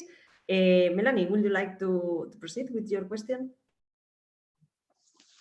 Yeah, for sure. It was very interesting to see for me when he presented these rose mount from Emerson. My question is, you mentioned just these QCL laser gas analyzers, And do you have also tried it in the near infrared? Because I've seen you have the gas H2S there, and we have the experience that we get, sometimes a lot of requests from the market. There's a need for a cheap solution for H2S measurement, but we have seen that, so far we have with our technology in near infrared for the laser gas detection, almost no chance to achieve this performance. Maybe you can tell me something about this H2S detection, your experiences about that.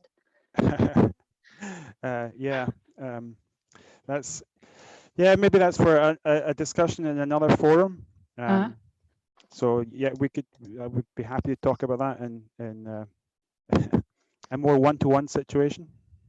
Yeah, for sure, that would be nice. Okay, so we will make sure that you connect so you can keep going this confidential conversation. Maybe, maybe not confidential is what I was looking for, but okay. Thank you. Okay. And I think Slava, I will say you wanted to answer something to Julian from Gate. There was something pending, right, with that? It was simply, a short comment that, of course, there are applications where the spectrometer, and Kate has excellent spectrometer without moving parts. But this device is relatively bulky and heavy. So, and you should keep it, directly in reactor. Fiber optics gives you, let's say, a chance to go anywhere with a diameter of few millimeters and be inside the, toxic media, aggressive media, vibration, high temperature, what else, and then you can really measure what I showed at my last slide, this kind of relatively high temperature process. And this is more or less aggressive petrochemical reaction. So that's why we use normally Hastelloy and optics like diamond or other optics, cubic zirconia, which simply is very resistant. That's why how to measure, let's say, border of tumor with endoscope if you have a Kate spectrometer, because spectrometer is bigger than the stomach, so that's why maybe for elephants or whales, yes. Yeah. Yeah, I wouldn't want to, yes. It'd be very... Right, you know what I mean, But I like your stuff with no moving part spectrometer. That's why my feeling was, if we can really manage some kind of technical solution, when spectrometer will be somewhere and it will be a measurement, even with multiplexer. We have one great project with BP in the past, when they measure simultaneously in 6 reactors using one FTIR, because multiplexer was going from one probe to another probe. Because not everybody will afford the whole spectrometer for 5 or 6 points. Yeah. So that's why I see an area of collaboration where we can really help each other. Okay, perfect. And now I think there are some questions in YouTube. From the YouTube universe. You know what I'm going to do, Anna? I'm going to grow like a beard like this, white, because I want people to call me the Santa Claus of photonics. So Jolion said, I'm going to put a challenge here. I'm looking for diamond coating. So Fraunhofer IPT just told me in the chat they are setting up a DLC coating machine, the first ever DLC coating machine in an R&D environment in Europe, and they would like to work with you on some prototype coatings for your demand on diamond-like coatings. So this is the Santa Claus gift. I also have a question from Linares in Lyon. They are wondering whether silicon carbide could do the trick instead of diamond? Maybe. Silicon carbide depends on chemical compatibility and how well it sticks and how transparent it is. I will introduce them to you offline because I have no idea.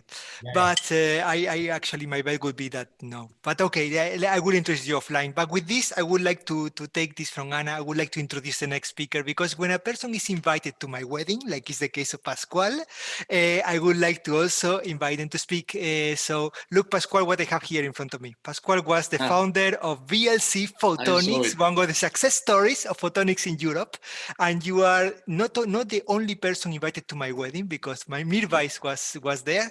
But Pascual, the floor and the attention of everyone is yours. We really want to know what you want to do in photonic integrated circuits for the mid-infrared. Okay. Thank you, Jose, for this very kind and personal introduction. I really appreciate it. And for the opportunity of talking here today. So, good afternoon, everyone. My name is Pascual Muñoz. I'm a professor at Universidad Polytechnica de Valencia. As Jose mentioned, I'm also one of the founders and currently on the board of directors of VLC Photonics. And very recently, I'm also managing microfabrication pilot line UPV fab in Valencia. So, I am part of the Spanish photonic integration ecosystem that we have grown in the last 10, 15 years, and that is composed of about several research organizations and the reference clean room I will talk about later, where we do our processing. But we also have some startups and companies, some of them from spin-offs from the research institutions that are working on photonic integrated circuits. This is a list, of course, not everyone fits on a slide. If you want to know more, I'm sorry for making an advert here, but next 22nd of May, we will have an online session, Who is Who in Integrated Photonics in English, so in Spain, so just in case you are interested. Our laboratory has an optical telecom lab that we have equipped during the last 10 years to test bare photonic integrated circuits as well. And as I said, we are now together with other research institutes in the area, starting up a clean room that was initially installed for solar cell manufacturing. We are retrofitting it for our research and development purposes. So today I come to talk about photonic integration, and we know that there are several photonic integration platforms and several quite a large number of foundries offering different services. You can find them in this report, depending on the material system, and depending on that material system, the transparency range, and hence the application happens in the visible, near infrared, or mid infrared. We've been working for a while, myself in my particular case, mostly on silicon nitride in the last few years on silica. And we are developing a platform with the aim to cover all the spectra, so visible, near infrared, and mid infrared, by using only silicon nitride. There are also, of course, others with prominent work on mid infrared, as the next speaker that probably will discuss about their platforms. This work, we are doing it in the reference clean room in Spain, which is located in Barcelona, the Institute of Microelectronics in Barcelona. It's a 1,500 square meter clean room with more than 200 equipment and a team, about 20 people. I want to highlight that despite it is part of the Spanish Research Council, there is a strong vocation to work with industry, helping bringing technologies from concept to market, and it has several industrialized technologies. With respect to photonics and photonic integration, there are 3 technologies available currently. So a visible technology that was in a meeting a couple of days ago for biosensors. The near-infrared technology developed by our company, VLC Photonics. This can be accessed in a multi-project wafer and dedicated runs. And since a few time ago, we are developing a technology based on a membrane, silicon nitride waveguide, to cover visible, near-infrared, and mid-infrared. This is done at CNM, as I said, and then this is, of course, part of the Silicon Photonics European ecosystem through the EPICS Lab Alliance.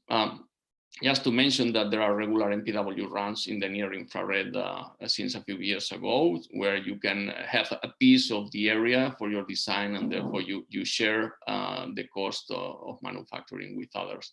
And many of you will be already familiar with MPW manufacturing.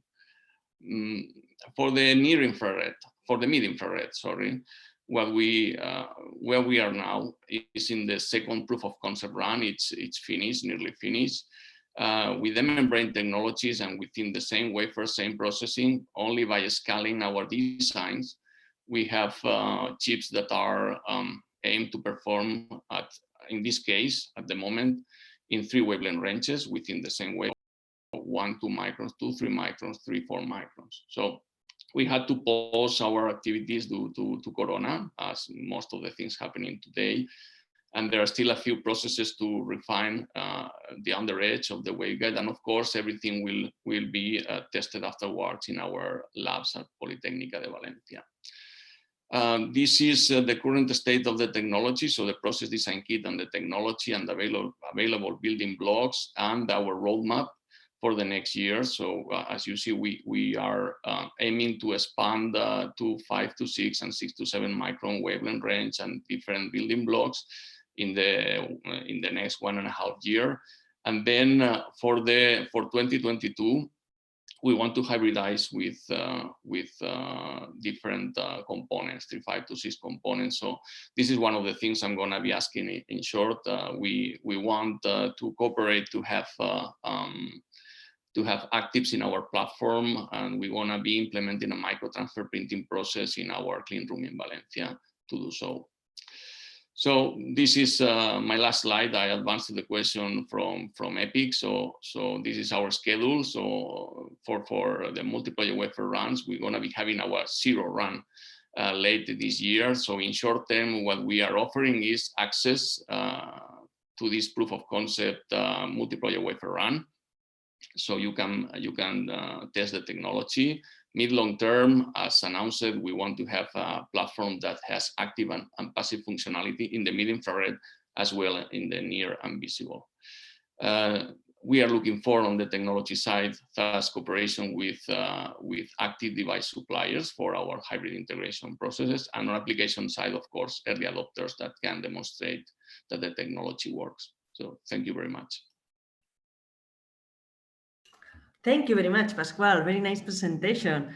Okay, so you already answered what are you looking for? So you are looking for epitaxy companies, right? Yes. Well, yes, I will see we have IQE here, right? Yes. Iwan? Maybe would you like, well, first of all, maybe you want to introduce what is IQE doing, and well, probably everybody knows, but it's worth it, still worth it. And yes, what do you think about this?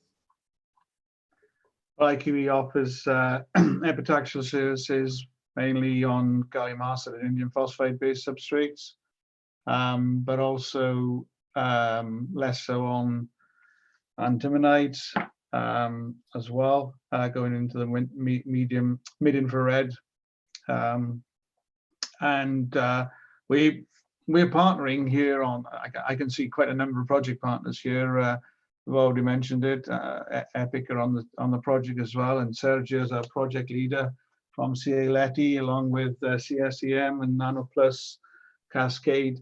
So a lot of us in project, and VIGO. Sorry, not to leave you out. On Project Mirfab. So we've just recently developed QCLs on indium phosphide in the UK. We're about to go into our second iteration now, and we had this technology grown only by MBE in the US, so very successful and very commercialized. But we're now starting to develop that as a sovereign capability within Europe. As for anything else in the antimonides, that is still the domain of US fabs at the moment, but we are certainly looking to bring some of that technology over into Europe very soon. So if we can help you with anything on those substrate materials, we offer a bespoke service. So if you don't know us very well, and it's a custom design epitaxial service, and we will manufacture within our capabilities to whatever epitaxial design you wish. Okay, thank you. Yeah, certainly we will be in touch. Very good, thank you, Iwan. We are really impressed with the growth of IQE, well, in the last years. And in fact, Okay, no question. Okay, so now I will, well, Pascual, you didn't say anything about software, but now I think it's a good opportunity because to introduce you Lumerical, who is in the room. So, no, I don't see you. But yes, Lumerical was in the room, right? They still are, as far as I see. Okay, there they are. Hi, Anna, you're still looking for me? Hello, Jesse. So yes, would you like to introduce what is your company doing? I'm sure Pascual doesn't need to be introduced to Lumerical. We know VLC quite well, but Lumerical is a software company that offers modeling and photonic components at using very accurate solutions to Maxwell's equation. But in what Pascual has been talking about today about photonic integrated circuits, we offer another product called Interconnect, which where we're able to take the sort of building blocks that Pascual described, parameterize them in terms of their performance, build them into compact model libraries, which can then be used in Interconnect for circuit simulation. So, and that sort of like, that part of things is almost materials agnostic. It just depends on the performance of the component. So we could easily offer to help in that direction. And we have recently introduced an inverse design methodology into our FDTD products, which could be very useful in looking at the design of things like splitters, etc., in a different material system. So I think there's certainly scope to continue talking to VLC. Okay, thank you. Yes, that's appreciated. Yes, as you said, we know very well Lumerical, and we understand that it is very helpful to this kind of developments. Thank you. Very good. And now I think it's such a good opportunity to introduce you a person who was collaborating with me during my PhD, during my thesis. Carlos Dominguez, hello, the director of the clean room of the CNM. Carlos, hello. No, in fact, I don't see Carlos. Ah, yes, Carlos, I will unmute yourself. Hello, sorry, but I have an unstable signal, so it's difficult for me to connect. So well, please, Anna. Pascual already commented about this very good news, no, about your first multi-project wafer run. So, well, my congratulations. I am very happy to see the CNM, the clean room of the CNM growing. It's my favorite silicon nitride foundry in the world because you did my chips, no, of my thesis. So, well, yes. And now we are ready to not only to cover also the biophotonic side that was your work in your thesis, but also we want with Pascual and the Polytechnic University to go forward to the mid-infrared, that is very hard and difficult area to portray from a technological point of view. Yes, sure, a very hot topic. Okay, so more comments, questions for Pascual? Jose. Yes. So finally, I've been waiting for this for a long time. So I have two of my best friends here, and I cannot wait for putting them in contact. First of all, when Pascual was presenting the silicon nitride mid-infrared wavelength, I directly called my other friend, David Domenech, and I asked him by when the PDK, and he said that the MPW run already has a basic PDK that is already ready. So congratulations on being so proactive on this. Pascual, Mirvais is talking about LiDAR. Mirvais is talking here in a mid-infrared meeting. Mirvais, you and me have been talking so many times, drinking beer also, and talking about photonic integrated circuits. Mirvais, what kind of advices, applications, suggestions, demands do you have for this new platform, photonic integrated circuits in mid-infrared? Hi. Okay, thank you very much again. So first of all, it's very, very surprising and nice development that this is happening in the mid-infrared, because usually these things are restricted to the telecom wavelengths, or even, maybe even for some type of LiDARs in 900. Now, I will not be so monochrome and only speak about LiDARs, but I think, for example, this is very nice for mid-infrared spectrum analyzers. One key question and one key, let's say, general question I would have is integration of source and detectors, or even if not integration in hybrid scenario, the temperature across the whole system would be a big challenge. This would require an early stage, I would say, an early stage approach where you already in the design and the architecture take into account, let's say, if I would say different temperate zones, let's compare with the Earth if we want. Can you spend a few words on that maybe? What's your direction there? Very appropriate. Indeed, when we design the technology, we need to foresee where the actives will be coming into place in the different areas of the chip, and even that is going to be happening in 2 years' time. That is true. And then we need to put in place processes and process steps where later on we can incorporate the usual tricks such as thermal isolation trenches and for instance, thermal shunts to cope with technology. So yes, indeed, we have this in mind. Thank you. Yeah, so I have a quick. This would be a typical scenario where, in my opinion, Jose's new hobby of hybrid integration may play a role. Where you would actually, because the temperature profiles and the deltas are so huge, and let's say the waveguides are so large, that coupling actually works, and it's rather I wouldn't say straightforward, but it's much easier, let's say, in the visible or something to couple the light in. So wouldn't you, let's say, promote different hybrid approach here with actively controlled regions within a package rather than a chip? What do you think? So the question for me or for Jose? No, actually, it's a question for you. Jose. Okay, thank you. Okay. It's not the director of the lab, yes, no? Yes, yeah.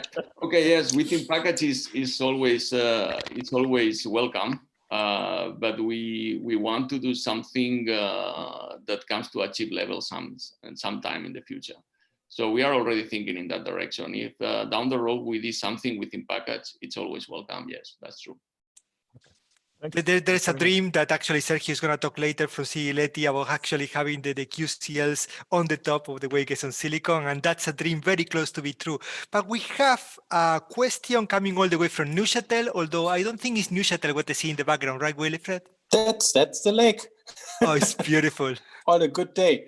Not today, it's been pouring all day. This beach is actually closed off now, so you can't go there these days. So I hope they're going to reopen it.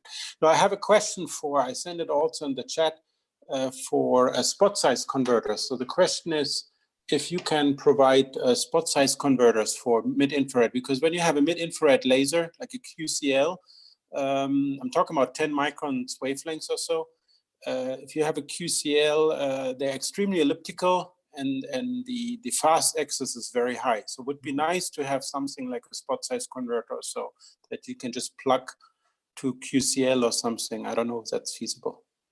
Okay, yes, we can discuss about that later in private if you wish. We have some ideas for this, but probably if you are interested on that, we will prepare to have a private conversation. Okay, good. Okay, thank you. Thank you.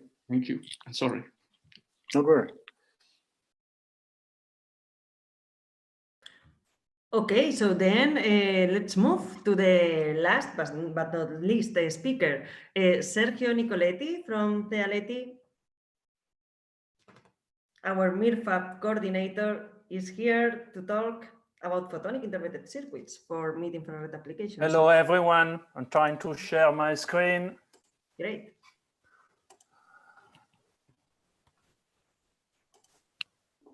Very good. Can you see it? Perfectly. You can start. Perfect then. Well, it turns out that when we initially spoke about this presentation, I was asked to present our result about mid-infrared photonic integrated circuits. And then at the last minute, I have to add some slide concerning MIRFAB, because I'm here not only as part of LETI, but also as a coordinator of the MIRFAB pilot line.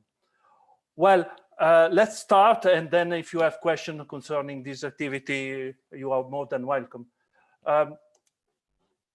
Few years ago, we presented a concept paper in which we were trying to highlight what can be done on a silicon piece of silicon for chemical gas sensing using optical detection. It turns out that we have been working on the three main building blocks that are shown over here: the array of quantum cascade laser transferred on silicon, integrated circuit to replace optics, and the development of a photoacoustic cell fully integrated in silicon. Today, I'm going to talk only about the photonic integrated circuit, but it turns out that the three development went in parallel, and we now have a working quantum cascade laser fabricated in our CMOS compatible pilot line. And we also have a photoacoustic detector, which is like 3 by 3 millimeters by 2 silicon wafer thickness.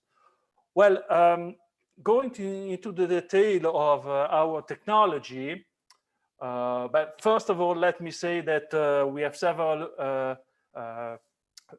platforms going on at CEA-LETI, and it turns out that we can cover continuously from visible up to 10 microns, either with silicon nitride, silicon on SOI, silicon germanium, and every kind of device that can work appropriately in the given wavelength range.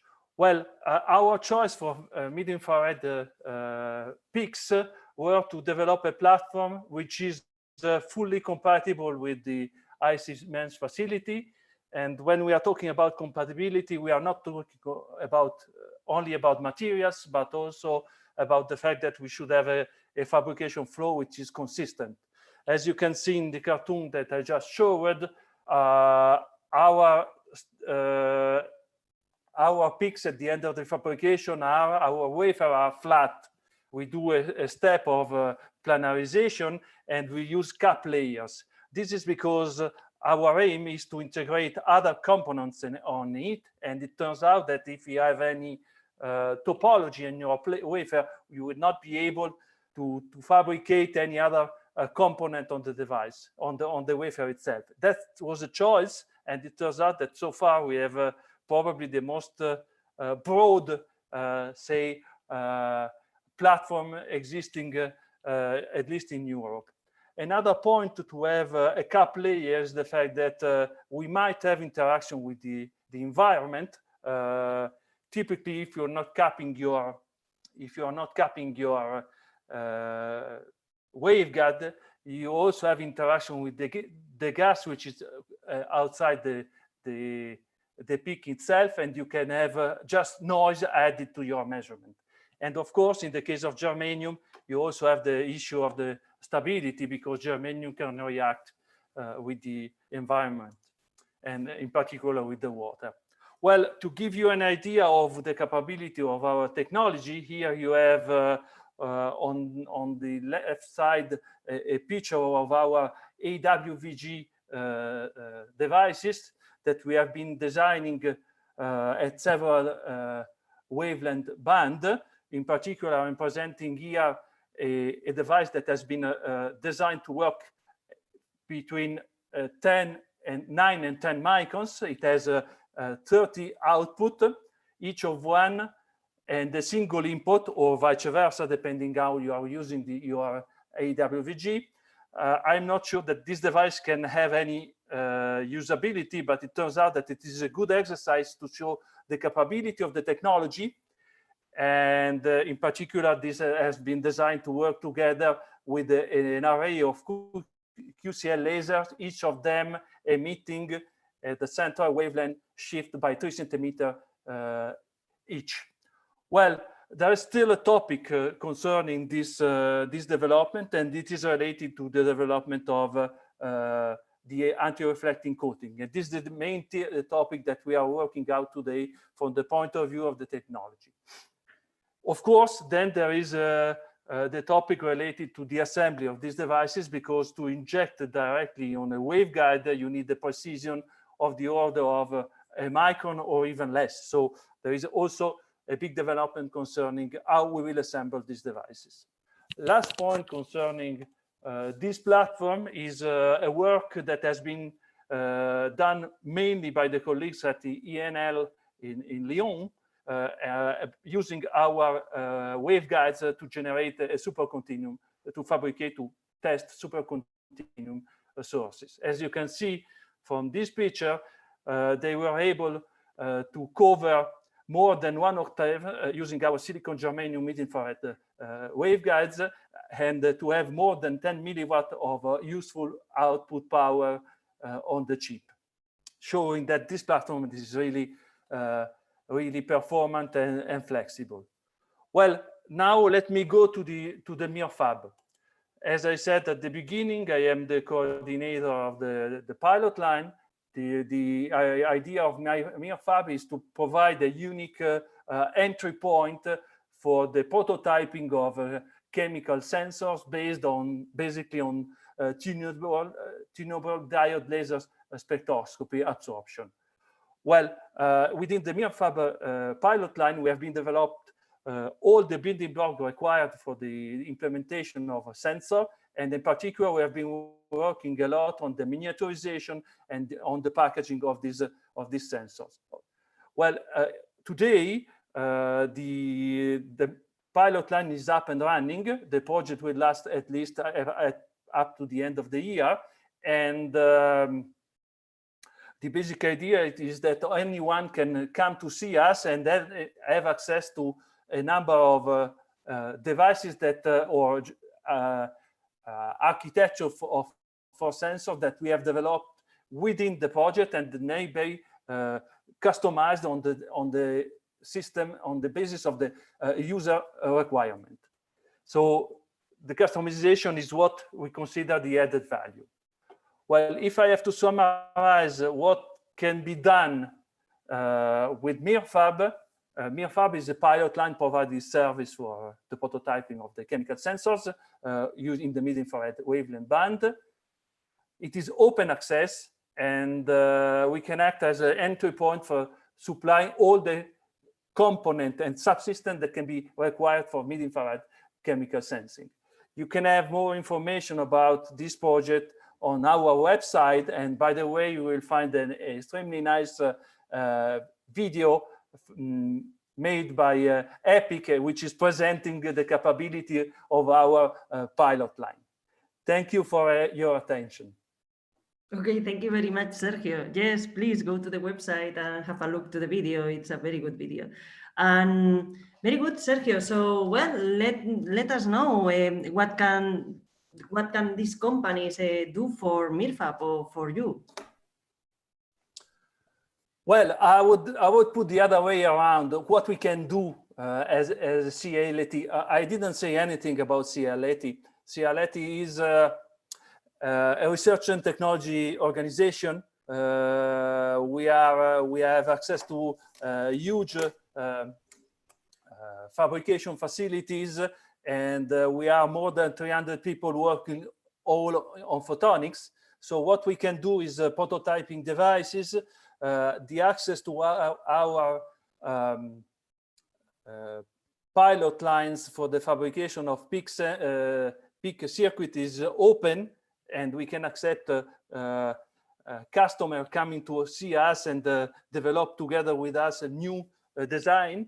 And it turns out that since we are working together with other people coming from microsystem technology and IC technology, we can also provide require know-how to integrate system up to the highest level, bringing onto a chip or onto the subsystem also electronic components, microelectromechanical components, and this is exactly in the view that I presented with my first slide, in which we were combining not only sources but also integrated photonics and MEMS devices, as in fact it is a photoacoustic detector at the end.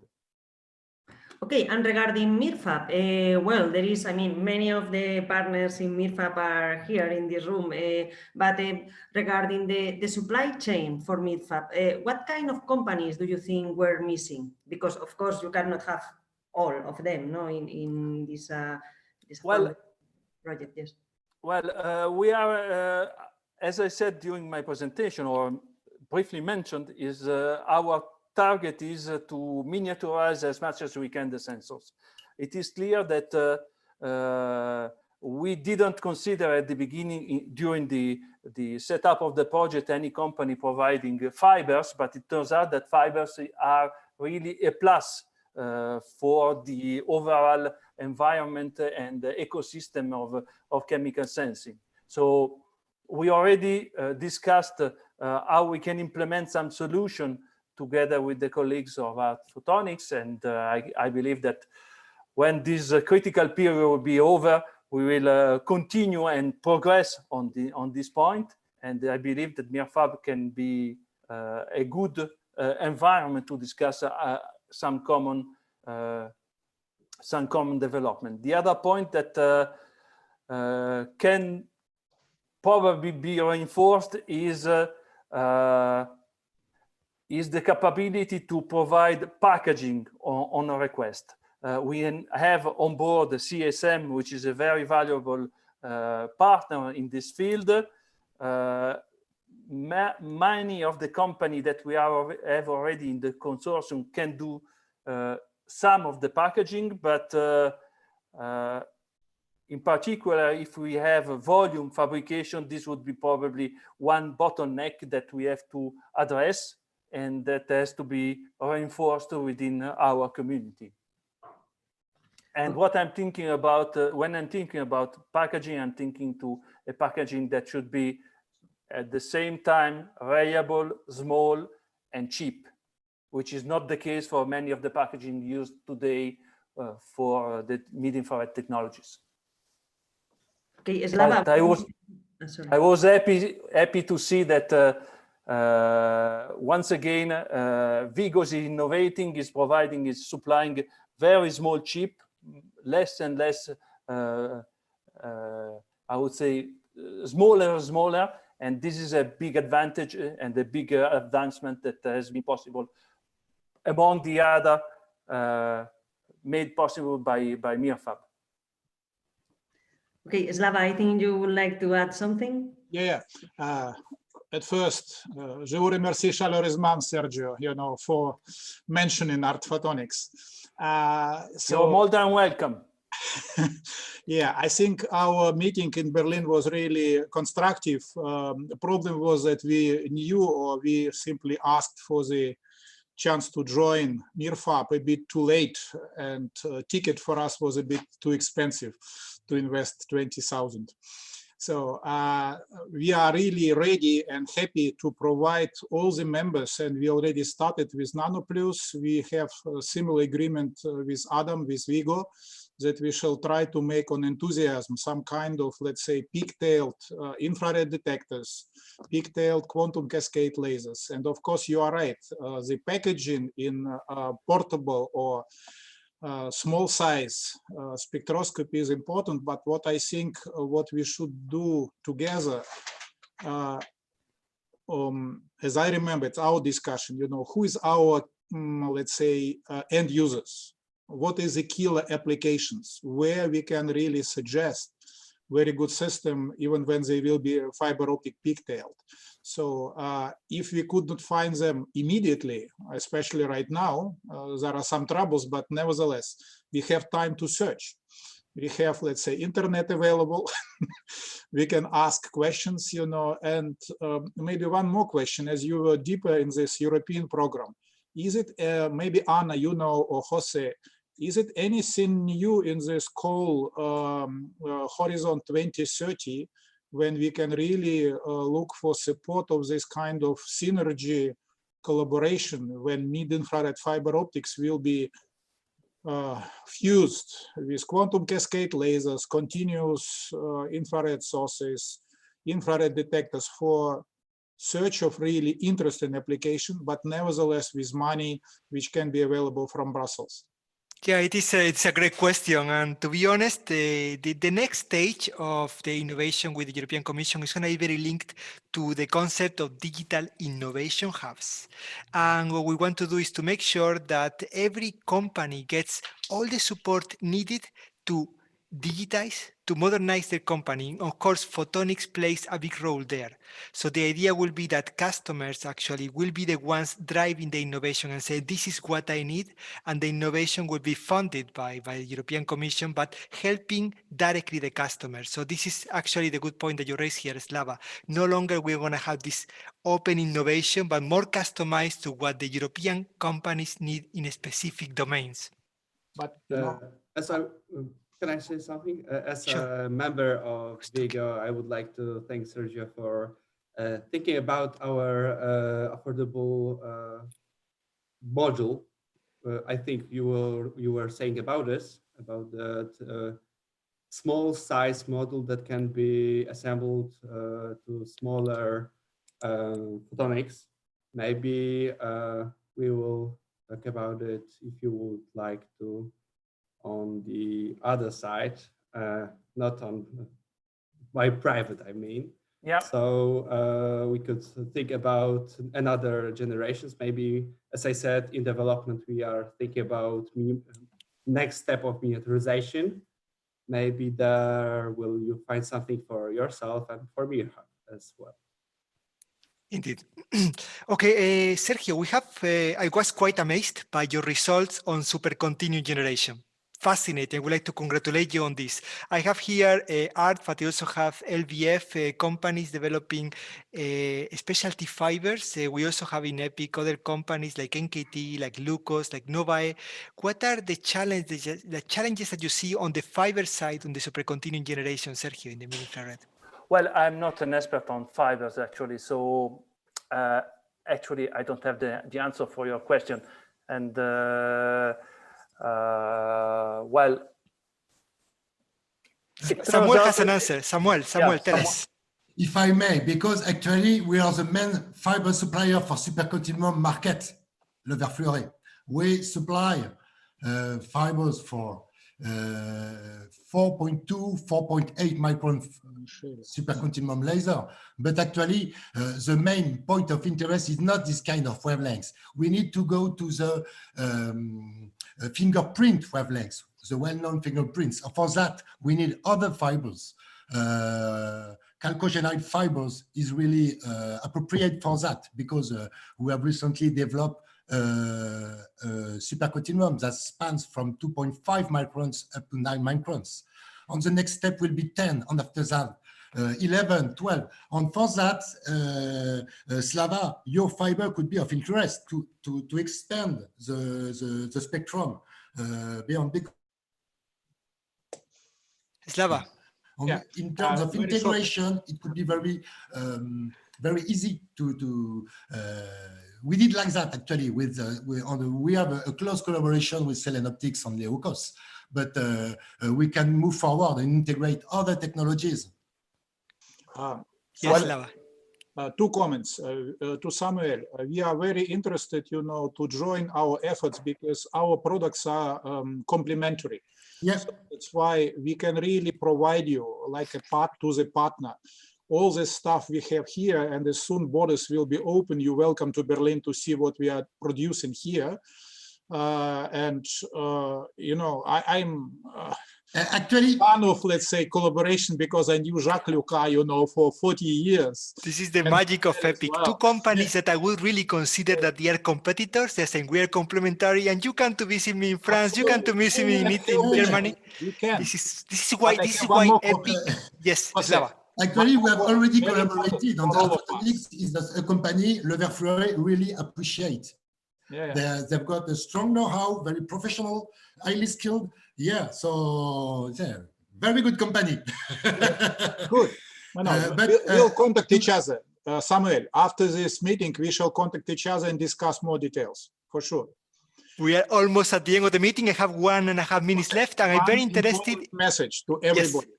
Really, very shortly. just to cite one great guy, Steve Jobs. Steve Jobs said, guys, if you will expect that end user will come to you and tell exactly what he wants from you, forget it. You can wait for 100 years. We should invent ourselves, all of us sitting here, we should make a brainstorming, cumulative brainstorming. If we develop something fantastic, who wants it? And while you were brainstorming all together, I was, chatting in the YouTube, chatting in WhatsApp with many of you and taking notes. And I have collected everything that you guys said in one slide. Let me see what you think of this slide. I really worked quite hard on it in the last 2 hours. So my idea is that in this meeting, I was very excited to have the optics, the fibers, the companies are working directly with the laser manufacturers, a few users in the LiDAR, in the process monitoring, and a spectrometer manufacturer sharing the challenges. So one of the challenges from the very beginning was obviously with the cost and the packaging of the QCLs, ICLs, but we were looking at other different ways of circumventing this. The first one was pointed out by the companies who are doing the packaging, and actually CSCN had a really strong point there. We can work together on the system integration. And on that, we had really the conclusion from Rodrigo Linares from NIT. He showed already many cameras covering all the way to the MWIR for different application segments and customized to the needs of the users in different sectors, customized not only in size, in form factor, in price, in the optics needed. And I think that's when we're going in the right direction. We were talking also about the light sources, and there was a need for high power. That was clear. From the very beginning, all the discussion was high power. How much power can we afford, and what kind of packaging, what kind of cost it comes with that power. On the optics, we talk a lot about micro lenses, aspheric lenses, dichroic lens components. We had the chance of having here a discussion between Cailabs, asphericon, Axetris, and that went in the right direction. For the filters, it was clear that we need more mid-infrared filters demanded, and there we had the star today, Kate, Joy Leon, you were the rock star. We need you more often at these meetings. He was saying, I want diamond-like coating, and we were going to find it for you. No matter what, we're going to find it for you. Optical fibers were very mature solutions. I was amazed by the presentation by Slava, and he actually had a picture with the ribbon there. It doesn't break. That's a very good picture. But he also showed already different solutions that cover from the 3 to the 18 micrometers. And he was saying, let's go towards the endoscopy to the medical. And as he said at the end user doesn't know what he wants. We can tell him what we can do. And detectors, we talk about the uncooled detectors from VIGO. That was a fantastic presentation. We talk also about the packaging and assembly for the lasers, and we had a demand, which is millikelvin type of stabilization, which is what CSCN claims that they can do. Mirvais was very clear, heat, and the peak next step is to have the hybrid integration.